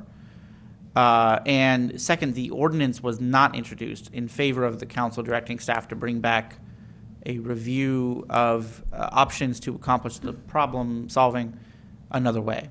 Okay. Focusing on looking at the definition of ordinary repair and maintenance. Ordinary And repair how and that maintenance. definition is applied by staff. And character-defining elements, and people talked about, do I have to get a work permit for replacing a screen door or replacing my macadam driveway with pavers? So all of those things are gonna come back again with better language, I guess, or more specific language. There was a discussion item about industrial hemp and approval of a letter to the county regarding industrial hemp growing. They passed 4-1, deleting industrial hemp from the definition of cannabis in 4-2601, and specifically banning cultivation as well as cannabis in 4-2603. So cultivation of industrial hemp in the city limits is now banned, was my understanding. Is that right? Yes, it comes back for second reading next time and takes effect 30 days hence, but in the meantime, that's the application. Industrial, yeah, right, it takes a little while to run through the process. But deleting the industrial hemp from the definition of cannabis removes all the other restrictions on cannabis from industrial hemp. Correct. The council's decision was to take a focused approach and simply expressly ban cultivation of industrial hemp and then to defer the conversation about the broader CBD products, which derive from industrial hemp, to a later date to have a full discussion of those. Right. But to be very clear that cultivation of industrial hemp is straight banned, with no questions. Yeah. An interesting thing, if you look at the zoning map, you will discover that out on the east end, along the south side of Ojai Avenue, there's a little square that is not city, but it's all surrounded by city. That square, I understand, has the address of 1000 Boardman Road, and that property has a permit from the county agricultural commissioner to grow industrial hemp there. So there was, Property? I'm sorry? Is that the Hartman property? I'm not He's sure. at the end. No, this is right up at Boardman Road and Ojai Avenue. That's, There's that little square there that's white it's the Hartmans, I think. that is not Citrus. city, not within the city limits. And there were a bunch of people from Boardman Road there complaining about odor and, and the fact that they grow pixies down Boardman Road. And if they spray the pixies for ACP, that's what it called, ACP, I think? That is, Like a drift or that something. drifts onto the industrial hemp and makes it not useful, because it's not supposed to have any pesticide, whatever they're doing with the industrial hemp. So, quite a problem. They passed 5-0, the pickleball ad hoc committee recommendations, and authorized $15,000 in funds for the overlay of this court out here, which will eventually, I guess, with fundraising by the pickleball committee, be converted, the tennis court will be converted to 4 pickleball courts. They passed the 2019, which is from this fall into next spring, 2019 road rehabilitation project. That is road paving, plus the Lower Libby parking lot, plus the Public Works parking lot, plus they're going to have a bump out on Montgomery Street around the Agave Maria property. Not sure why that was part of it, but, and then there's some other little things. That's a, they have a street application there that they're working on, or the tree that's there. It had come up at Complete Streets a couple of years ago. I think that's the Tying worst that in. curb in Ojai, the worst It's very sidewalk in Ojai. dangerous, yeah. So we're trying to make sure we get that We brought that fixed. up. And The Complete just curb says right that- in front of the Emporium isn't all that great either. Well, this is Well, that's right, part of this it. is right about That's there, part there's of that that? tree and Yes. it's all lifted and we've gone out to meet there Yeah. 3 times and every time we've gone there, a kid on a bicycle has, fallen or just Dive. about fallen over. So it's on our hot list to hit. Yes, We okay. actually had somebody, a person who was in a wheelchair, or her daughter was, she pointed it out at Complete Streets, I don't know, about 3 years ago, Yeah. and told us how inaccessible it was. And we, Yeah. promoted that at Is some that- point again. Yeah, is this gonna close off the driveway behind the Emporium building on the north side there? So it's gonna bump out the sidewalk around, like, in front of that tree, Mm-hmm. so that they can flatten it out, because it's just completely lifted right now. Okay, Right. okay. And there is a section of curb there right now that is red curbed currently, and so it's not, the key thing was we wanted to do something that would not lose any parking spots, so what we're proposing does not lose any parking spots. It's a win-win. Yeah, I think so. Part of And the it road preserves the trees, rehabilitation, the council authorized $15,000 in funds for the overlay as part of the city's paving, overlay of the tennis, the Oh. soon-to-be pickleball courts out So we here. could drive over there. And Greg Grant said the 2-inch overlay for pickleball was $9,100, so Yeah. that's all covered. And they also passed 5-0, introduction of an ordinance, adding chapter 427 of Title IV, prohibiting the use of shared, on-demand motorized scooters. And I got up to speak about that because I have recent, that is April, experience in Washington DC, where these are scooters with a credit card slot and an app inside, and you want to use one, stick your credit card in, you drive wherever you want to go. When you're through, you pull your credit card out, and then you abandon the scooter. And if somebody else wants to use it, they'll come use it. And the problem is, these things will go 20 miles an hour, and people use them on the sidewalks. They don't use them on the streets. And in the process of dodging moving scooters, you're as likely as not to trip over an abandoned scooter, because they're everywhere. So the council said, for the moment, none of that. We were just in San Diego, and they have a lot of them there too, and they were great, but, you know, the streets are wide, and they were tucked away on little grassy areas, and. Well, the streets are wide in Washington, but they're full of cars, and lots of black Suburbans and stuff. Well, it seemed to work pretty well in San Diego. Yeah, I well, don't know good. how it would work Depends on- here. So I think, but I think it they're seemed to gonna work, watch it for a while. And nobody seemed to be going that fast, so. Okay, well, take your life in your hands in Washington DC if you're up there walking around. It's a dangerous thing. All right. That's my report. I think that was Should the I- only report on the list, Should I right? do the complete streets? Oh, complete streets from today, Yeah, of course.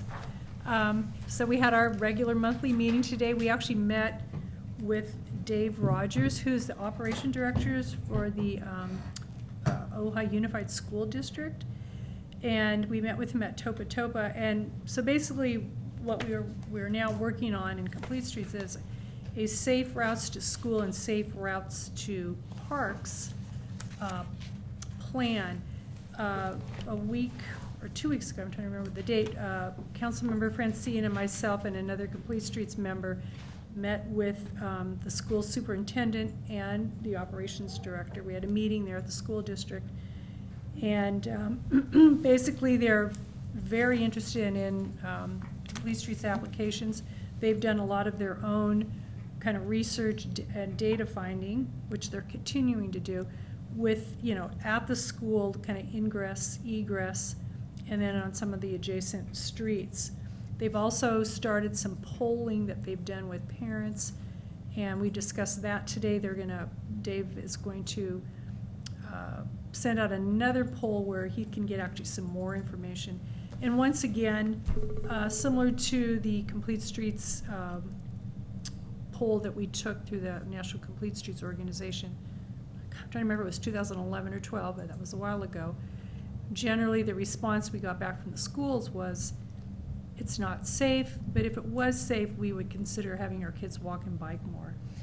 And why are we doing this? Well, number one, first of all, you know, health, safety, and welfare, but also we've identified over the years, you know, going out and doing studies and car counts and what have you, that in the morning and in the afternoons, a good percent of our traffic is parents driving kids to school and driving them up. Going to Cross-district school, now, yeah. and what have you.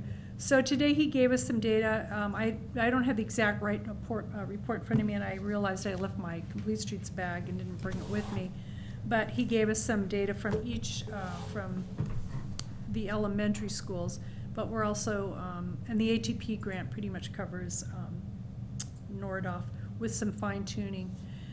But anyway, it was very fruitful, and it's really exciting because the new superintendent and, of course, his operation manager and the direction of the school district is they've got this new environmental and wellness program in addition to 2 other areas that they're concentrating on. And this supports what they're doing, and it supports, you know, with the city promoting Complete Streets, making the roads safer for everyone. And at the same time, less cars means less carbon emissions, less traffic, maybe less parking issues. So we are going to be meeting again next month, beginning of October.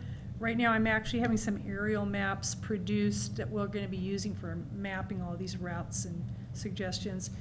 And there was also discussion of, once we get the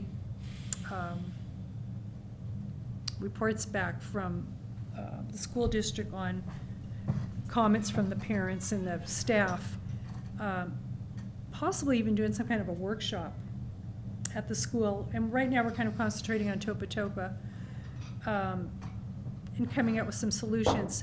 Ultimately, when we get the map done, we'd like to then take it to city council, and please correct me if I've missed a step anywhere in here, for approval, and then that would get adopted as an addendum to our Complete Streets Master Plan. And if I missed a step or I'm out of line somewhere, please inform me. I want to make sure I'm following the correct procedure on everything that we're doing. And we did have 2 council members today at the meeting, trying to keep everyone in the loop and what have you.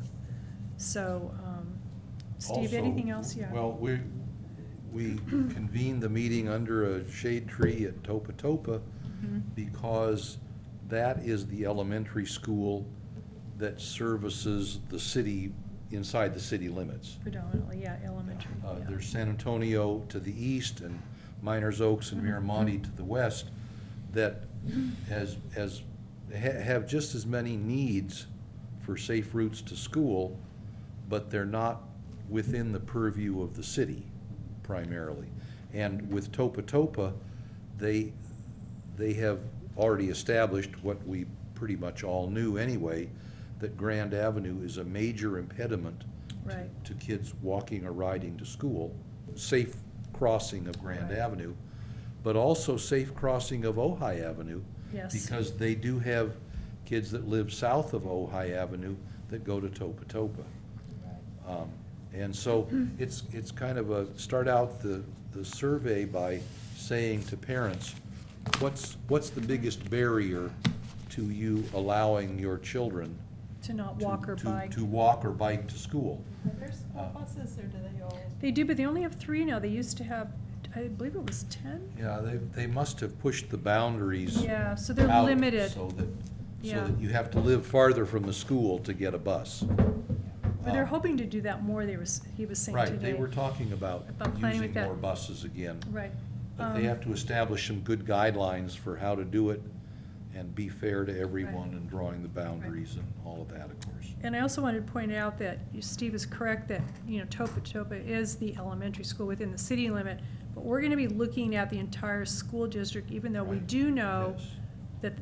that 3 of the elementary schools, well, Summit, of course, is closed right now, but San Antonio, Miramonte, and Miners Oaks are outside, but there is cross-district. In other words, students may live in a certain neighborhood, but they decide they want to go to a school that's completely out of their neighborhood or their area.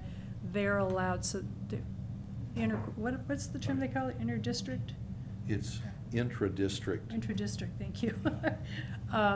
So you've got people driving in, and a good percent of the children that are going to, that live out, Miramonte, Miners Oaks, and San Antonio, are now going to Matilahaw in 6th grade, and will be going to the Right. junior high, and will be going to Nordoff. So even though they're out of the district, meaning out of the city limits, they do potentially come in and go out, so that affects traffic and what have you. Yeah, So- it's harder working with Matilahaw Yeah. and with Nordoff because they draw their students From from a all much over. larger area. Right. So there's just inherently more traffic. But nevertheless, Going to within the those city places. limits, yeah, What so, we're most concerned about is what happens within the city limits, but the complete streets yeah, we're gonna do it all. principles apply to all of the schools Right, equally. right, and we're gonna be, so we will be covering that, and then who knows down the road, if, we got funding for a project, the county maybe would be approached, or Caltrans, for something that was outside. I mean, that's, in theory. So, anyone's welcome to join us. We're open to the public, so our next meeting is the first Wednesday of October. I'm sorry that I don't have that date right in front of me, but 2:30 to 4:30 we'll be meeting here at City Hall. Anything else? No, I think that'll do. Will do? Okay. And we don't have any city council liaisons, so we'll adjourn the meeting at 9:05.